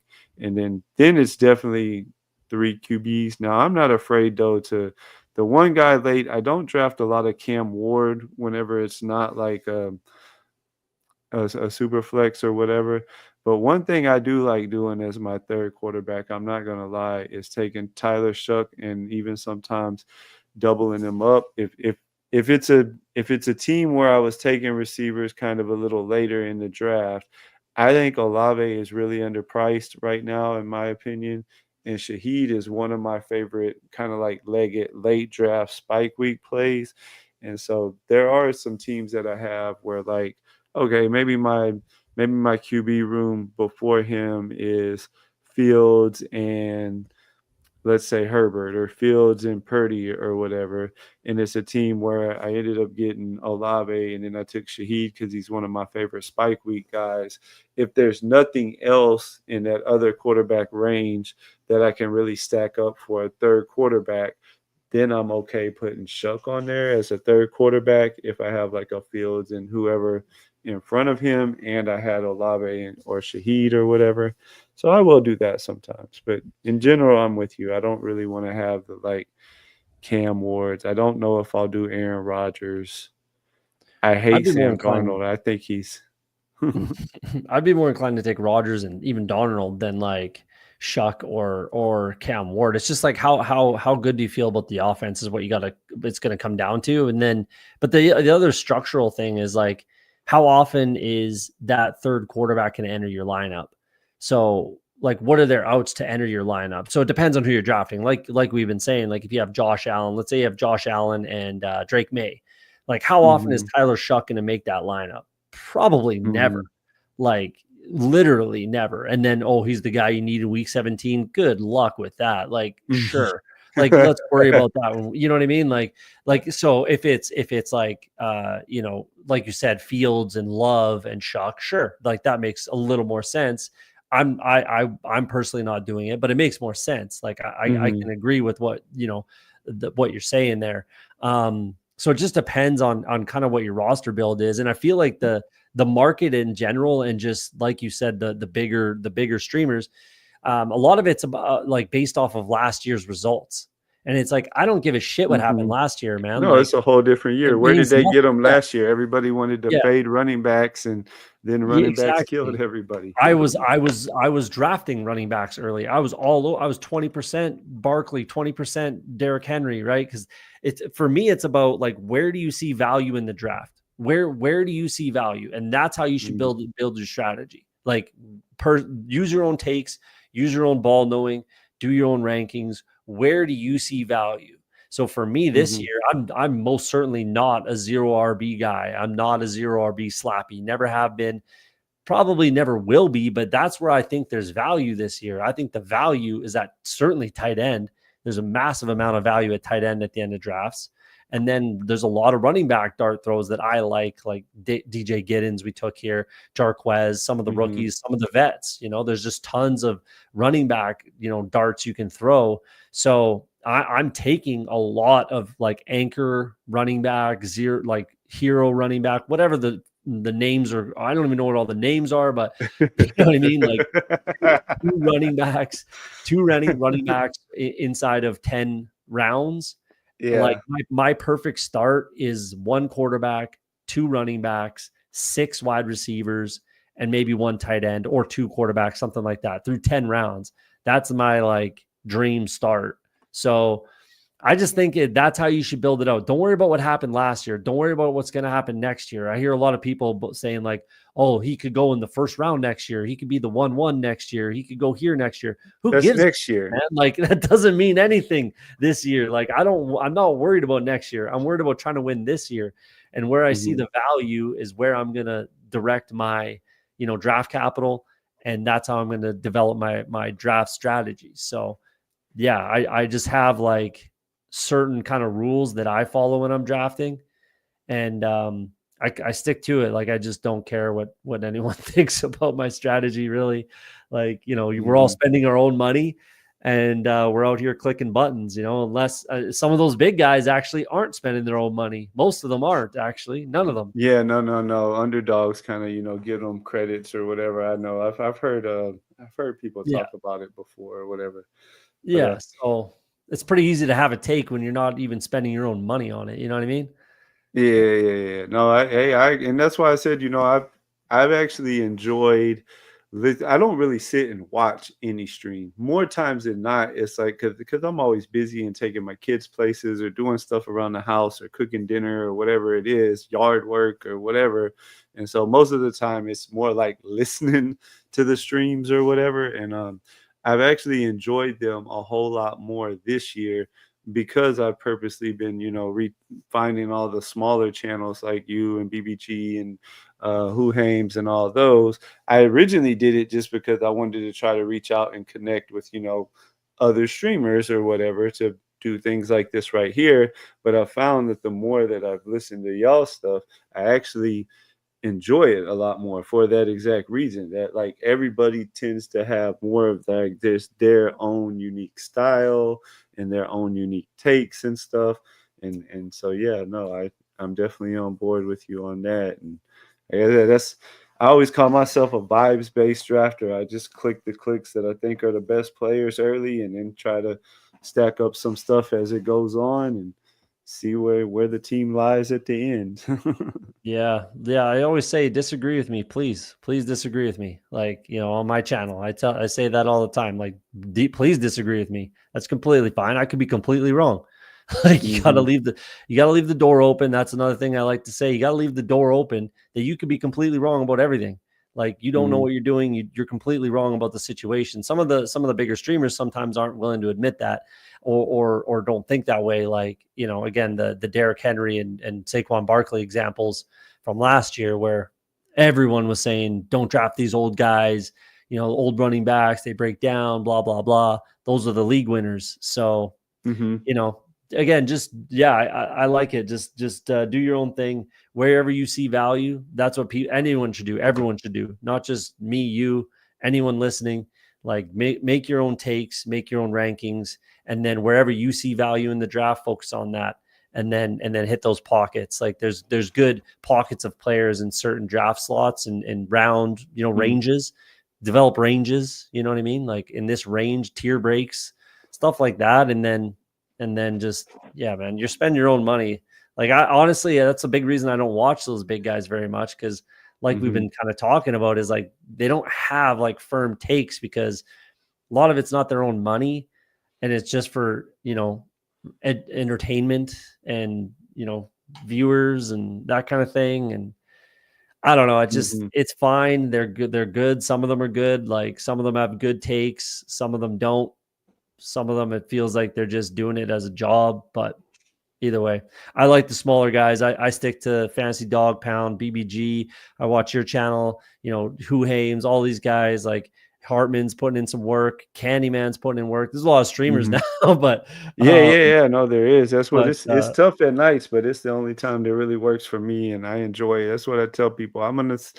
I started streaming for me. Like I don't know where it'll go. Like I'm gonna for sure do it all the way through this summer. I'm gonna do it through the season. I got some ideas I want to do, and then at least I always don't like to give up on stuff too early. And if the only way I would stop streaming is if I get to a point that I don't enjoy it anymore, because it's not something I'm honestly doing to try to make like a lot of money or anything off of. but I'm going to be sitting here at my desk drafting football teams all summer long anyways. And so I thought, you know what, it would be cool. I always thought it'd be cool to, like, get to talk to other people and draft with other people and all that good stuff. So that's why I started to begin with. And the only time I can really be consistent with it is around this time at night, that 9:30 to 10 o'clock time, because most of the time my kids are either going to bed or wind down at least and about to go to bed. So it's tough. There's a lot of people on generally around this time of night, but it is what it is. Yeah, yeah. Just make the content for yourself. That's what I always say too. Make it for yourself Mhm. first, and then people will watch or they won't. Whatever happens, happens. It's a grind, man. I've been making content for over 5 years now. So, and I'm still super, super small. Make zero. I pay actually hundreds of dollars a year to make content, Mhm. right? Like I Yeah. actually pay probably a little over $1,000 a year at least to make content, plus all the money I put into drafts and everything like that. So, Mhm. and I've been making content for 5 years, more than 5 years. So it's a grind. Takes a long time, and I just do it because I like it. I do it for myself. That's why I don't care, man. I really don't care if people disagree with me or like Yeah. the haters that come in, which happens all the time. People, just negativity. You'll get some of the guys in the chat that are just negative. If you like disagree with their take, they get butthurt Yeah. about it, and they're all negative, and then they'll hate on you and whatever. And it's like, man, you think I care? Like, you think this is gonna Yeah. affect my life one bit? Like, I'm like yeah, you, I wouldn't care, but I will say I guess maybe I've been lucky. I haven't came across that yet, which I've only been doing it a month. It's not long at all, but it's a good everybody sign has when it been happens. Means you're doing something good. Means you're getting bigger. everybody has been super, super positive. The feedback has been great. Like I always say, like I was so appreciative of BBG because like I reached out to him on Twitter and just was asking him some questions, like a couple questions about StreamYard because when I first started and it was just me, I was using OBS. And then Mhm, like I knew I wanted to start bringing people on, and it was a pain in the butt trying to figure out a actual way to bring a guest on to OBS that would be simple and not like crazy. And mhm, so I finally was like, you know what, whatever. I'm just gonna go ahead and get StreamYard. They had like a little 1 year special if you signed up for a year or whatever. And so I reached out to BBG on Twitter, didn't even know if he would respond to my DM at all because I didn't know the guy at all. He not only responded to my DM, answered all my questions, and then at the end, not knowing me or anything, was like, hey, if you ever want me to come on your channel, let me know. I just thought that was really cool of him because I mean he's not huge, but he's also not small, right? I mean he's almost up to like 2,000 subs. He streams for like 4 hours a night most yeah, of the time. But I just thought yeah, that was really cool of him. Here I was, I had like 25 subs or something like that at the time. Didn't even know if the guy was going to answer my question or respond to me. And not only did he answer my question and respond, he like offered to come on my channel out of nowhere. And so like, yeah, the yeah. community is definitely like great. I haven't had issues with anybody. Everybody's been really cool and welcoming and everything. So that's awesome. Yeah. No, for the most part, everybody's good. Like Hartman throws some lighthearted stuff out there. I know he's saying that in the chat there. No, Hartman's good. Hartman's good. I need to make Hartman a mod on my channel, actually, is what I need to do. I don't even know how to do that, but I got to get that going. But yeah, no, everybody's for the most part's good in the community. Like there's a couple guys in the chat that can be, a little overbearing at times. It's no one in this chat Mhm. here, that's for sure, and typically no one in my chat either. But it'll come. And yeah, Yeah, like yeah. we all started small, right? Everybody starts at Yep. zero, Got to so start somewhere. yeah, you got to do something. You got to help the community too. Like, yeah, I'm pretty much open to go on anybody's channels. It may not matter how big you are. Like, if I can help, I'll help. Like, yeah, if you have, I always tell people if you have questions or anything like that, hit me up on Twitter, DM me. Like, there's a couple guys that DM me on Twitter, just to talk. Best ball on call. Like him and I, he sent me Mhm. a link for some history, some a history podcast because I was talking about history. It doesn't really matter, but like, yeah, we kind of chat a little bit here and there, and it's a good community for the most part. Everybody's pretty supportive, so yeah, don't, for you too, like don't hesitate, reach out if you have questions or anything. I started on OBS too, that was where I made my videos and did my Yeah. like editing and stuff was on OBS, and like Yeah, it's I really good if you're video. just doing solo stuff, but Yeah, or videos, right? Like recorded Mhm. videos. Mhm. It's a Yeah. good. It is good. That's what I used for years. The first like couple years I used OBS, and then yeah, when you want to start streaming live, like you just have to use StreamYard. It's just what it Mhm. is. So yeah, but yeah, reach out anytime on Twitter if you have questions, issues, whatever, man. Don't hesitate. All right. Well, cool. I don't know. I guess is it getting pretty late for you then?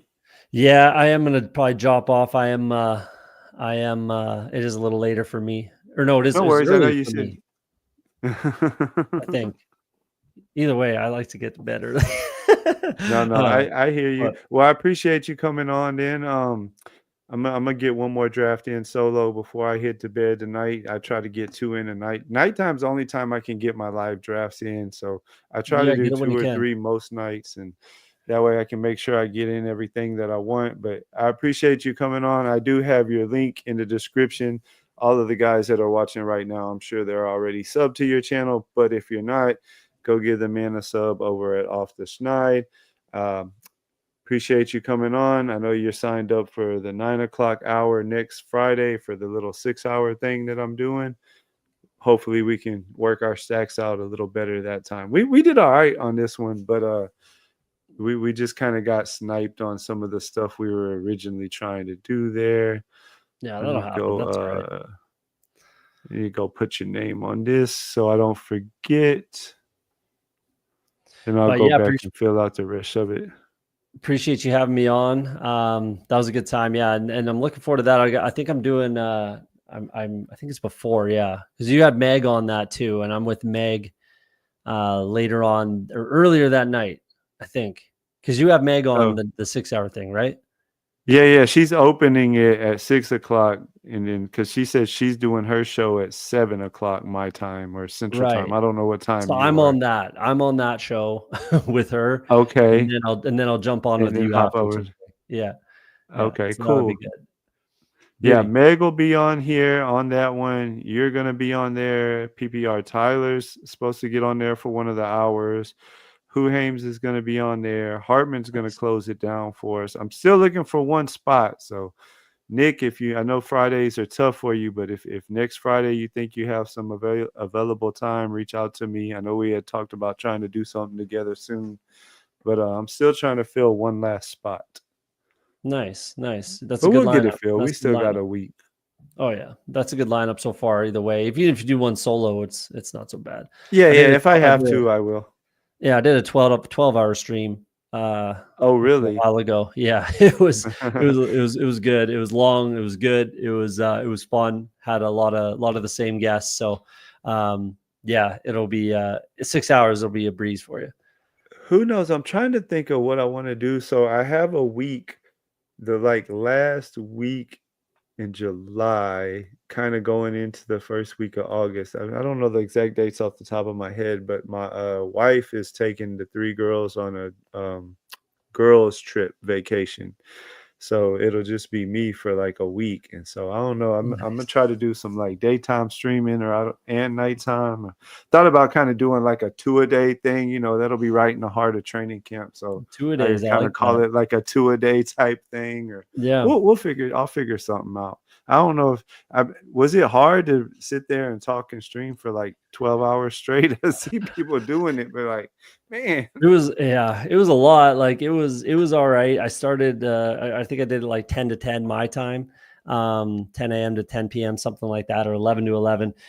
It was a lot. It was long, but like I had a bunch of good guests come on. Hmm. And then yeah, you could just I don't know. I don't really remember. It was so long. Yeah. I had my wife bring me food, and I'm like, it got a little off the rails at times, which it obviously can.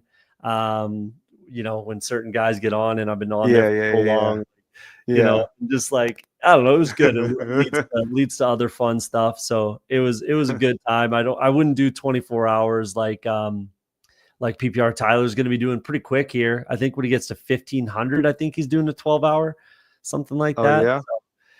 Yeah. I think BBG's doing something crazy. Like I don't have 24 BBG's hours doing in the me. 12. I know Tyler was saying something about a combine thing, like lifting weights or something like that when he hit a certain number. Yeah. He's almost Hardman, real there. quick, uh, Go I did actually, was trying to get, Candyman on, but he's gonna be out of town that Friday, so he didn't wanna commit to anything. He's gonna be on next Tuesday night, though. Candyman's gonna be on here next Tuesday, which he was a lot of fun. That was the only channel that I've actually went on other than myself. I was on with him last Thursday, I think it was. That was a lot of fun. Yeah, he's getting into it as well. Like he streamed sporadically last year, and now he's pumping out content. So good Mhm. on Candyman. I've been on his show a couple times. I think I'm going on again at some point. So yeah, he's pumping out the content right now. But yeah, All right, man. Well, I'll let you get out of here. Like I said, everybody in the chat, I'm sure, is already on your streams also. But if not, your link is in the description. If you watch this on replay tomorrow or something and you're not subbed to Cody off the Schneid, go over there and give him some love too. He's got some good content over there. And yeah, let's what's your saying? I got it written down so I didn't forget. If you're afraid to be wrong, you'll never be right. I love that, man. that's right. Appreciate you, man. Hit the like button, guys. Support the guy. Hit the subscribe button, and we'll see you when you're at 100. Not too far. So appreciate Yep, it. yep, we're getting there. Take it easy, man. Okay, see you, bro. Thanks. Mhm. All right. That was fun. We're gonna do another draft. Any of y'all hanging around have any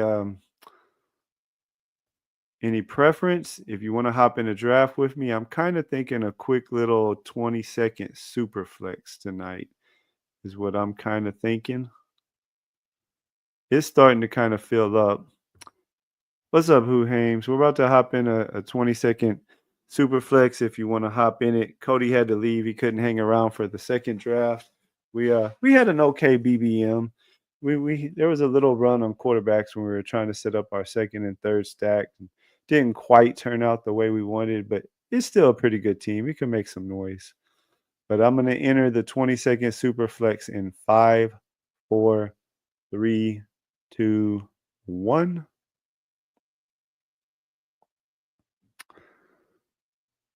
And it snapped field, so I'm not sure if anybody got in or not. We'll see.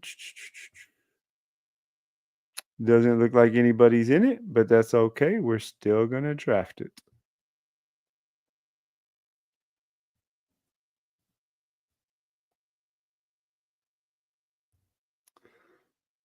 That was fun. I enjoyed talking to Cody. Really good dude. I really do like that saying of his. Get some music going here, but turn it way down. Like to just kind of have it in the background sometimes when I'm by myself on a draft. We'll see what kind of superflex team we can't put together. We're going to be picking from the 5 spot.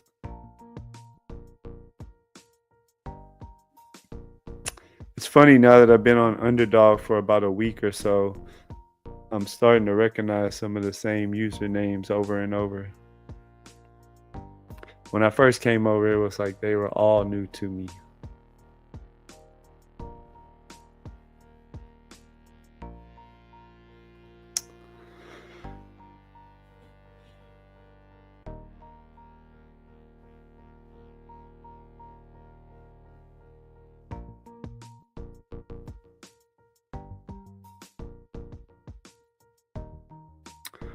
We shall see what we do here. You can see I don't have a lot of Burrow.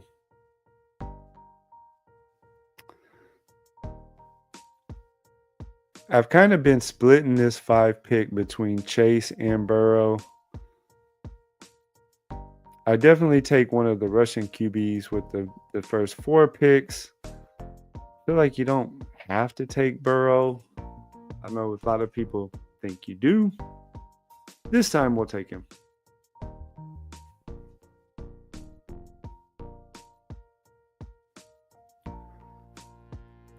We'll see what the board brings us back.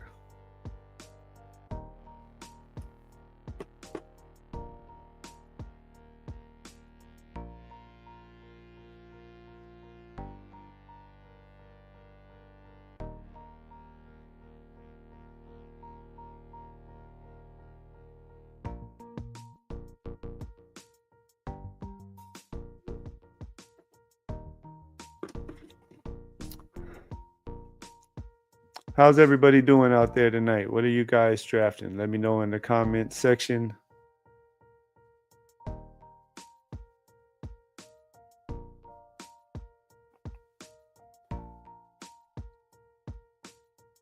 This is a 20-second super flex. We got Joe Burrow. We'll see what comes back around to us. Not sure if we want to go quarterback or take one of the running backs. Kind of just depends on how the board plays out.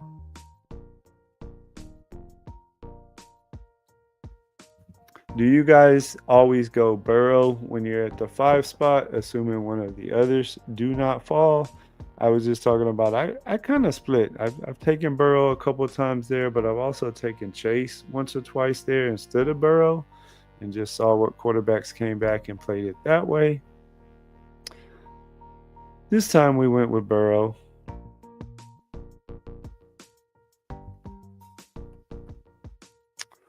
And it does not look like, every now and then you can get like McCaffrey or Henry to kind of fall back there, but it doesn't look like that's going to happen now.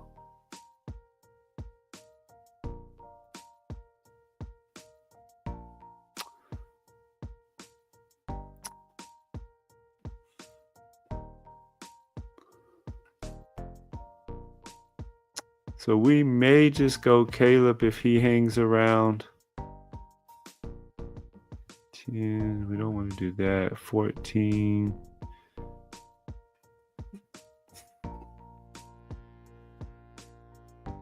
We kind of have our pick here. We can go Caleb or Fields, unless this guy's probably going to take one of them, I guess. He has no quarterbacks. Oh, and he still doesn't have a quarterback. He went Puka. I have a whole lot of Fields. Let's go with Caleb. Caleb has some nice stacking options, especially in a super flex, since receivers aren't quite as expensive that we can get.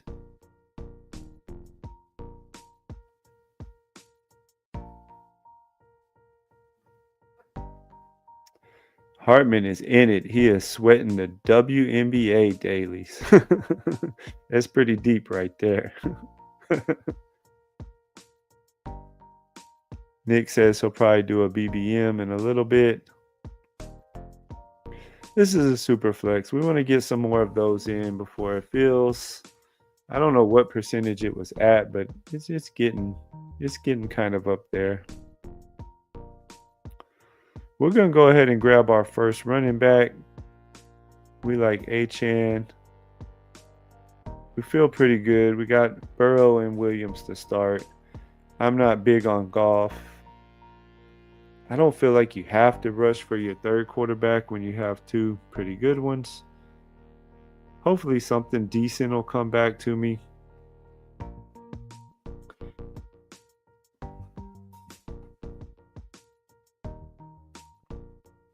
There'll definitely be somebody there as long as I take them in the 4th round.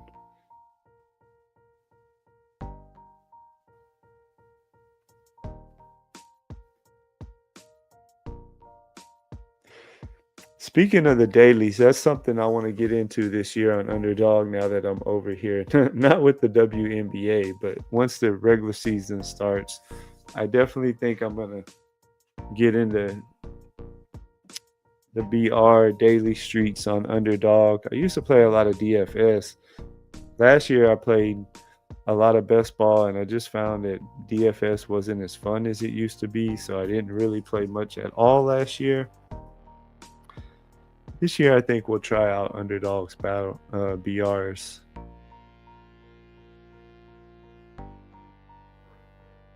See what comes back around here.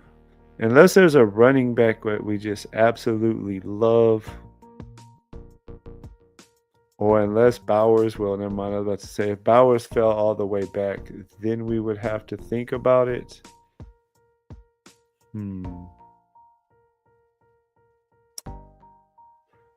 Yeah, there's two guys on the backside of me that only have one QB.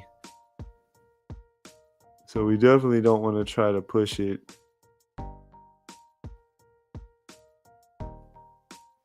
I don't really love.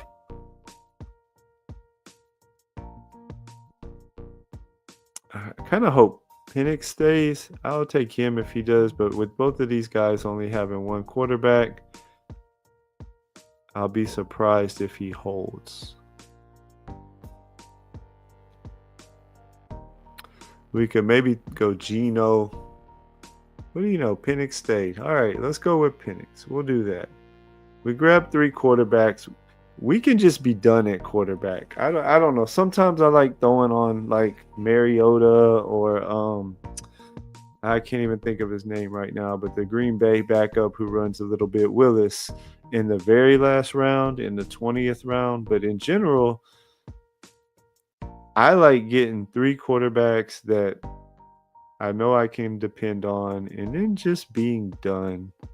Yeah, I know you could get some backups more in the middle range, or we could take darts and shucks and, hope that they pan out. I do it when I have to. The times that I take the darts and the shucks and people like that, what generally happens, we were talking about it the other night in the super flex, when I'm on this 10, 11, or 12 spot, I almost always start with 2 position players, and then it's kind of a toss-up. Seems like about 60 to 70% of the time you can get 3 quarterbacks, and this third one right in here will generally be like Ward or somebody like that that'll come back to you every now and then.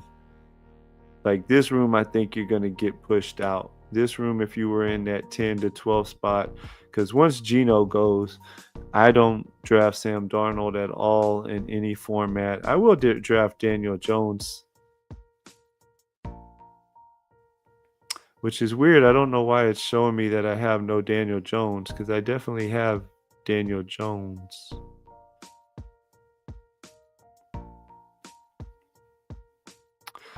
That's weird. I'm still trying to figure out this best ball overlay thing too. I just all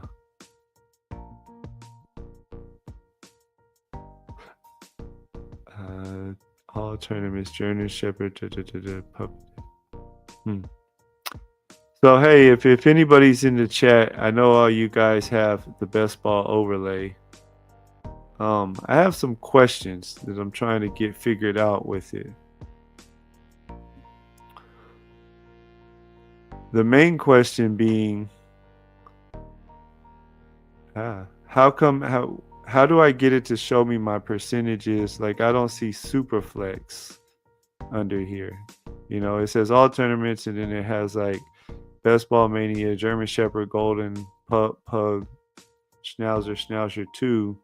We're in a Superflex draft. How do I get it to show me what my percentages are for Superflex?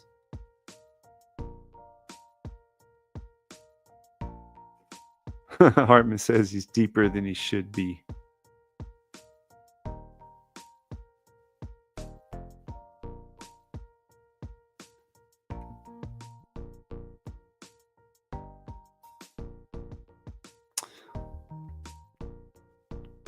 Joe Burrow, Caleb, and Penix are our quarterbacks. Achane and Brown are the running backs. We can kind of just look to try to get some stacks now. We like Rome whenever it gets to Rome. Nobody's in my stream and in the draft, so we're not afraid to click, guys. Maybe we could go tight end. What are we on? 68?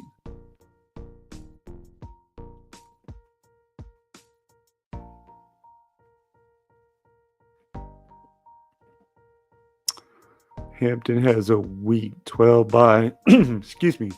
He just went there. We don't necessarily need to go with McLaurin. I'm going to go Kittle here.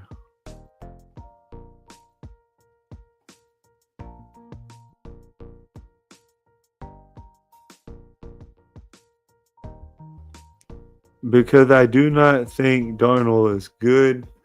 The more you listen to my channel, or if you go back and listen to some of my old stuff, my thing is I think by week 8, they're going to go with Milroe and see what the rookie can do. If you look at Seattle's first 7 games, they're really, really tough schedule. Hold on. Sorry, excuse me. Throat was getting really dry there. If you look at their first 7 games, it's a really, really tough schedule that Seattle has, ending with Texans in week 7, which should be a pretty dang good defense this year. And I see a world where they're, say, 2-4 going into the Texans game based upon their schedule. I think we want to go Connor here. Connor makes a lot of sense. Give us a third running back to go with our 3 quarterbacks. No overlapping bye weeks. Plays Atlanta and Cincinnati in the playoffs. But I can see a world where they're 2-4 going into that week 7 game against the Texans, who have a really good defense. The fans are going to be, if they go into the bye week 2-5, the fans are going to be chattering that they want to see what Milroe can do. I've never been a Darnold fan. I know he was good last year. It's a different situation. He doesn't have Kevin O'Connell calling plays. Say what you want about JSN and Cup. He doesn't have the best receiver in football, Justin Jefferson. He's not playing in a dome. He's playing outdoors in a stadium that's kind of known for not being super pass friendly. Last time he was in a stadium like that, the Jets, he wasn't good. That's exactly what I've been saying all summer so far, Hartman. I'm glad at least somebody else is on my side. Hartman says it's an underdog thing. They're separate CSVs and regular. But how do I get them to show up over here is what I'm saying. Because, like, I downloaded or whatever. Like, I went and, like, you know, did the little thing where you, like, click on, like, where it goes through all your teams or whatever. I thought I did that for Superflex. Maybe I didn't. When I go to, like, okay, so we were just drafting BBMs.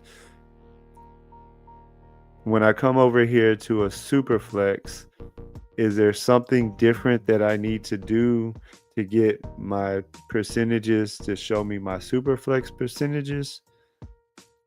Thanks for the help, by the way. I'm just trying to figure it out. I literally went ahead and gave in and bought it like about an hour before I started streaming because I was going to take him. That's all right. We need Rome for this team anyways. Or do we want to try to push Rome back through? You know what? Let's try to push Rome back through. Let's go with Flowers first. But the more I thought about it after me and you actually talked about it the other night, Hartman, last Friday, and then me and Huhames was talking about it Monday. And I was like, you know what? There are so many useful tools, even if I know it's not going to really make me want to take a player less if I have a certain combination of players that's too high or something. I more so got it because especially when I'm streaming, with me being new to streaming, it is super, super nice to see all 3 of the playoff weeks and stuff. And it's nice to see the correlations highlighted and stuff like that for you without you having to manually do it, or for week 15 and 16, try to look at something else to see what they are. I thought that part of it was kind of cool, and being able to see your percentages right during the draft, that's kind of nice too. So, oh man, they took Rome right before me. Don't you hate it when that happens? That's all right. We'll go with another running back.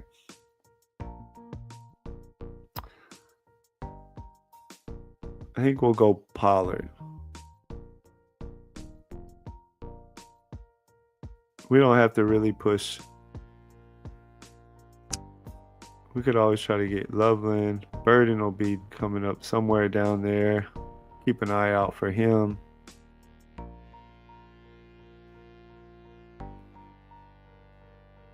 Put it down here on the board for you. Let's check back on.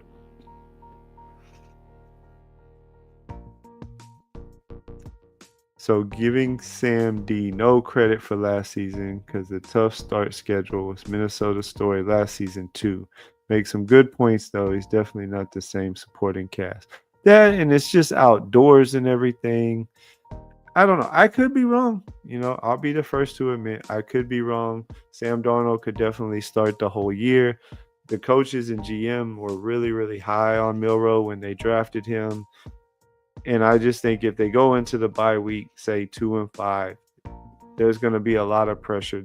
I don't think they'll compete for their division. I don't think their team overall is that strong of a team.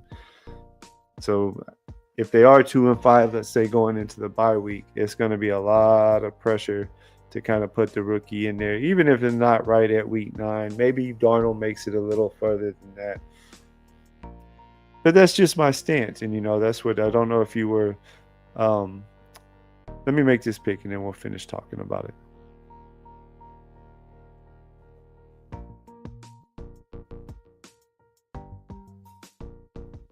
Don't want to go tight end here. I'm probably going to go running back again here. We only need to start 2 receivers, so we're okay just kind of holding with Flowers for now. We'll throw guys on later. Probably either Scatterboo or Mason.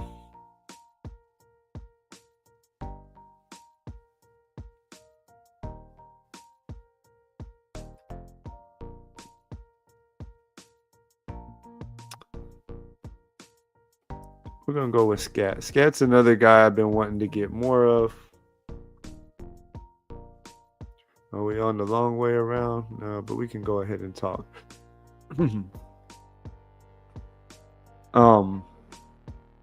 But yeah, that's one thing that me and Cody from Off the Schneid was talking about right before we came, right in the first draft is, and I really like talking with the dude. I think we're a lot alike in that I'm not afraid to just be out on a guy, and I am not afraid to have 0% of a guy.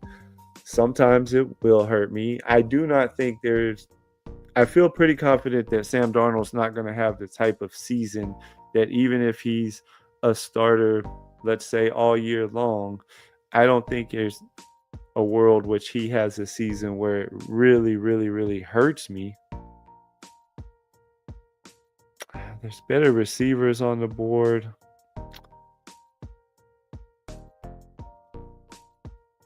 I'm going to get Golden. I like Golden. I probably should have took Mooney for the stack. And that's another reason, that's another way where I differ is, I don't know, for me it's just hard to click a Mooney. I think of Golden as a better player than Mooney overall, even though he's a rookie and we do not really know for sure. But I think when it's all said and done, especially late in the year when it counts most, he's probably got the better chance of being the more productive player. I mean, Mooney is second at best on his team as far as the target order, whereas Golden, I think by the end of the year, could be their main guy. And I didn't think Mooney would come back to me. Maybe I should have taken him there, but it would have definitely made more sense to probably take him, thinking back on it now. That was probably a wrong time to take Golden over him, but it is what it is. Maybe we can throw good old never can give up on him Kyle Pitts. The Vikings and O'Connell made Josh Dobbs. Nick Mullins look great. Seattle had a battle line. Worst play caller than Minnesota. Also worst weapons. Yeah, I mean, that's kind of been part of my thing is the O'Connell and the weapons and the dome going to outdoors. Just want to go on record and say I'm not Sam #1 fan, just surprised by the strong convention, full fade, all contests. I respect it though. I appreciate it, and that's what I was just starting to say a minute ago is, well, let me make this pick. And then I will talk more about it.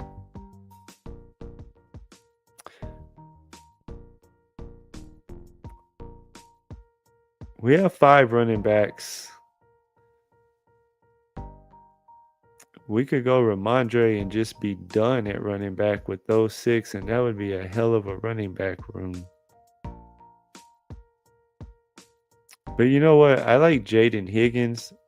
It's only mini camp, but he's been looking good so far in mini camp. He's never getting double covered as long as Nico's healthy. I think he'll have some nice spike weeks. But that's just my style, though. I am not afraid to have zeros on guys. And I feel pretty what I started to say a minute ago was I feel pretty confident that Sam Darnold, even if he starts the whole year, isn't going to have the type of season that kills me or that buries me in any way. And so I would just rather click guys that I think are better picks. And Superflex in general is about the only time that I would even consider taking him. But Superflex is a regular style tournament where at the end of the season matters more. And just the way that I've been building my teams for the most part, I try to get 3 quarterbacks and then just be done at quarterback. And the teams that I'm not able to do that, then I do try to get Milrow as like maybe my third quarterback. We're gonna go ahead and take Loveland here.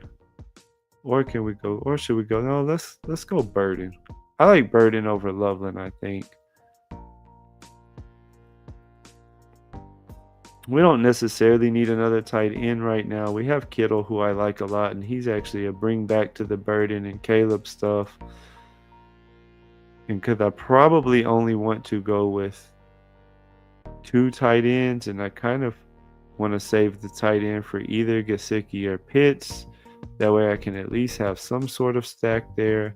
We could always throw Ray on as a last receiver late or something to give us something with Penix. Maybe we'll go 3 tight ends and take both of them. We'll see how it plays off. I can be, if I had to, I can be done at running back, but I probably want one more running back. We're definitely keeping it with 3 quarterbacks. I doubt I'd take a fourth one on this particular team. But I don't want to go with running back yet. Maybe Loveland will come back. If nothing else, we could go Pitts.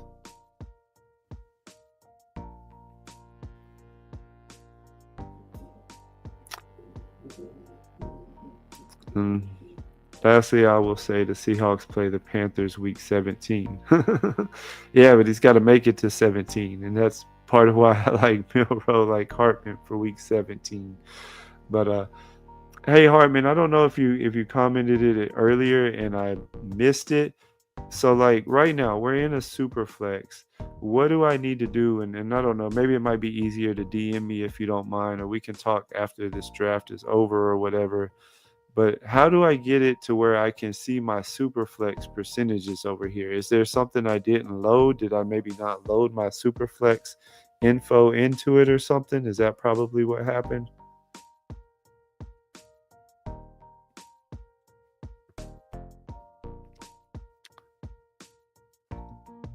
Let's see. We're on the short side, I believe. But I guess we're almost kind of middle. You know what? Originally, normally with Kittle, I keep it at 2 tight ends.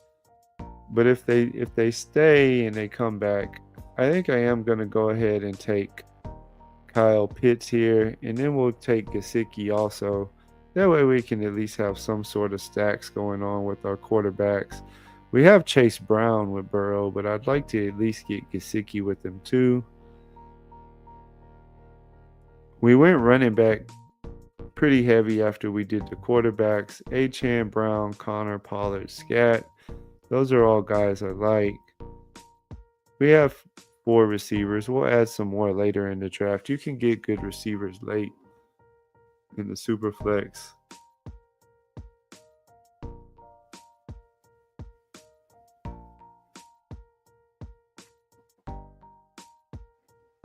You talking about from the main underdog thing?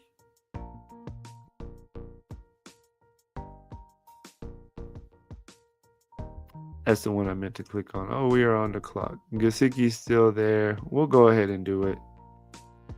Let me see. Let me see if I can pull up another one real quick. Maybe I didn't load the information yet.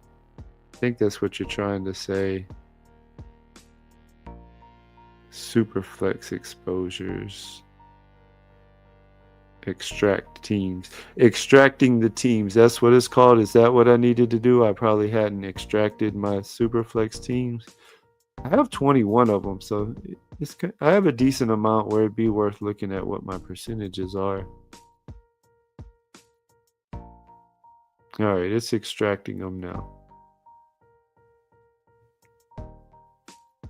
We'll see if that fixed it. Ah, there we go. Perfect. That's what we needed to do.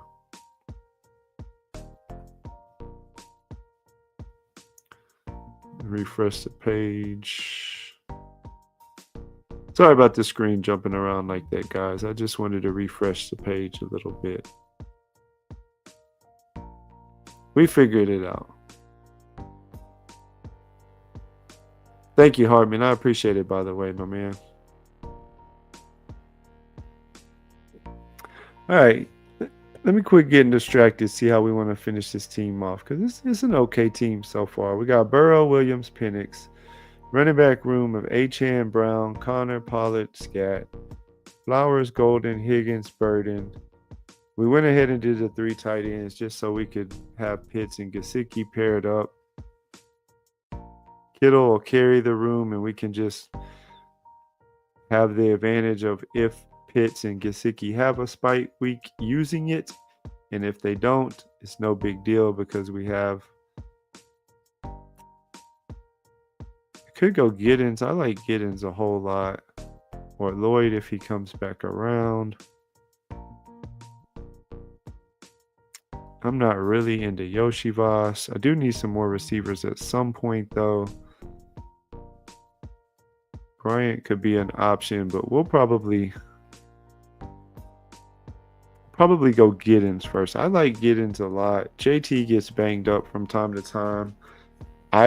I seem to think Giddens will probably end up earning the backup job, or even if he's not. If JT gets hurt, they're gonna put Giddens in there to see what he can do, and the guy's got the speed and size that he can definitely handle a decent workload. He did it in college, so we're gonna take him first. That gives us 6. We'll probably stick with those 6. Because I think I do want 7 receivers with this team because I'm pretty thin. I mean, Flowers was our first, then Golden, Higgins, and Burden. We'll probably use the last 3 picks on receivers.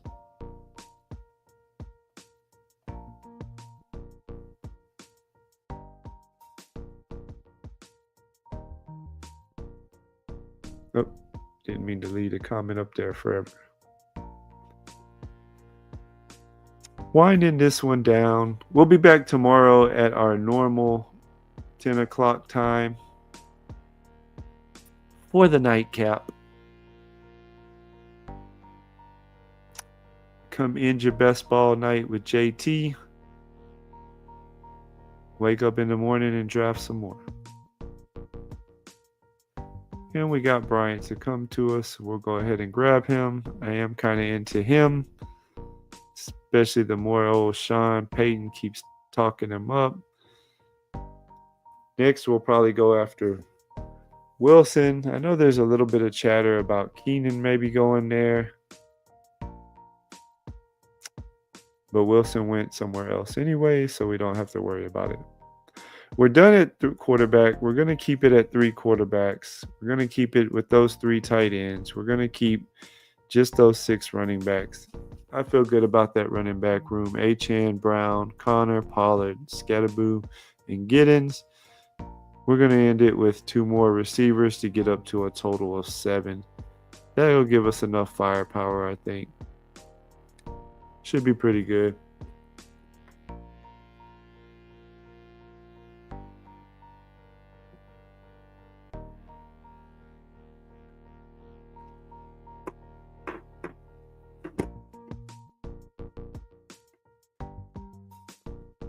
See how this one winds down. My bad, I forgot to put it on the board for you guys.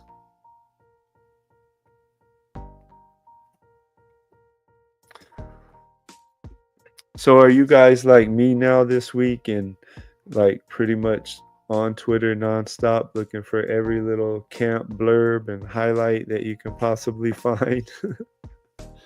It is that time of year, boys, and it's only going to get crazier from here. What did y'all think about Fat Debo today?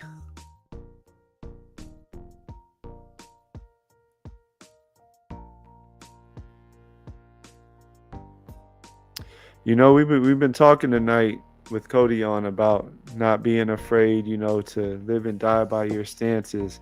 One guy, as you can clearly see right here in the super flex percentages, that is going to hurt me a whole lot if he doesn't sign is Keenan Allen. But even at 38%, I am going to keep clicking Keenan Allen, at least for the next week or two, because I feel like as soon as he signs, he's going to jump up the board at least 20, probably closer to 30 picks. I mean, let's look at some of the receivers. No matter where Keenan Allen goes, I just took him in the 18th in a super flex. I mean, unless he's just in an absolute horrible position, are we not taking him ahead of Thielen and Tillman and Quentin Johnson and Josh Palmer and Mims? Like, he's at least going to be up, in my opinion, the 14th, somewhere in there. If it's a really good position, a really good team he goes to, maybe even higher.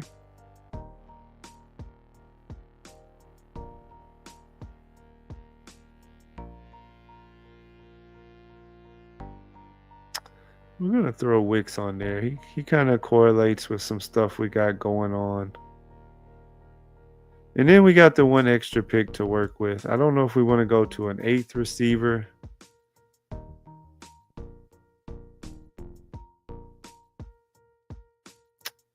Or maybe we can do like another running back. With Caleb Penix and Burrow, I just really don't want to take one of the backup quarterbacks that I do sometimes at the end of the draft.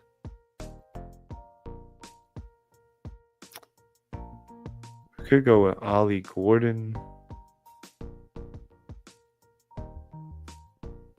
Not really into Woody Marks anymore. We could definitely do a Keaton Mitchell.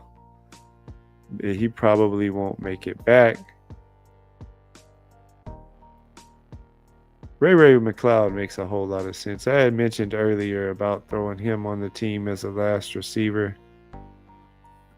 Generally, I don't go 8 receivers in the super flex, but just the way this one worked out, I mean, we took 3 running backs in the top 100, almost 4 running backs pretty much with Pollard.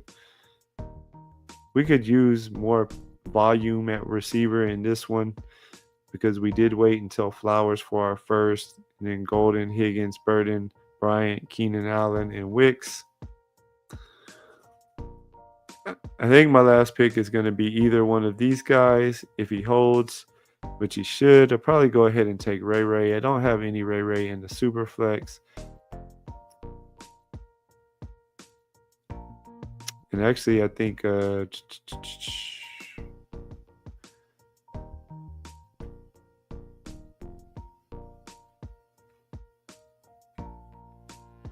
so we'll do that. We'll throw him on the Atlanta team. Then we end up with Penix doubled. Caleb, we just have one. We have Gesicki with Burrow. And we have Brown if you want to count the running back. It's a team correlation if nothing else.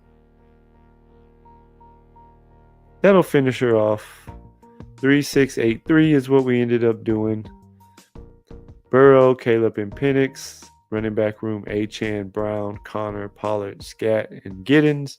Receivers are Flowers, Golden, Higgins, Burden, Pat Bryant, Keenan Allen, Wicks, and McLeod, with Kittle, Pitts, and Gesicki as the tight end room. I kind of like that team. I'm feeling pretty good about it overall.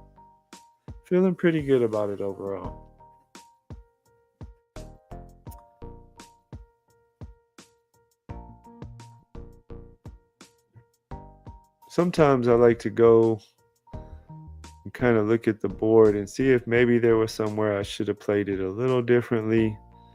But I like all the picks that I made.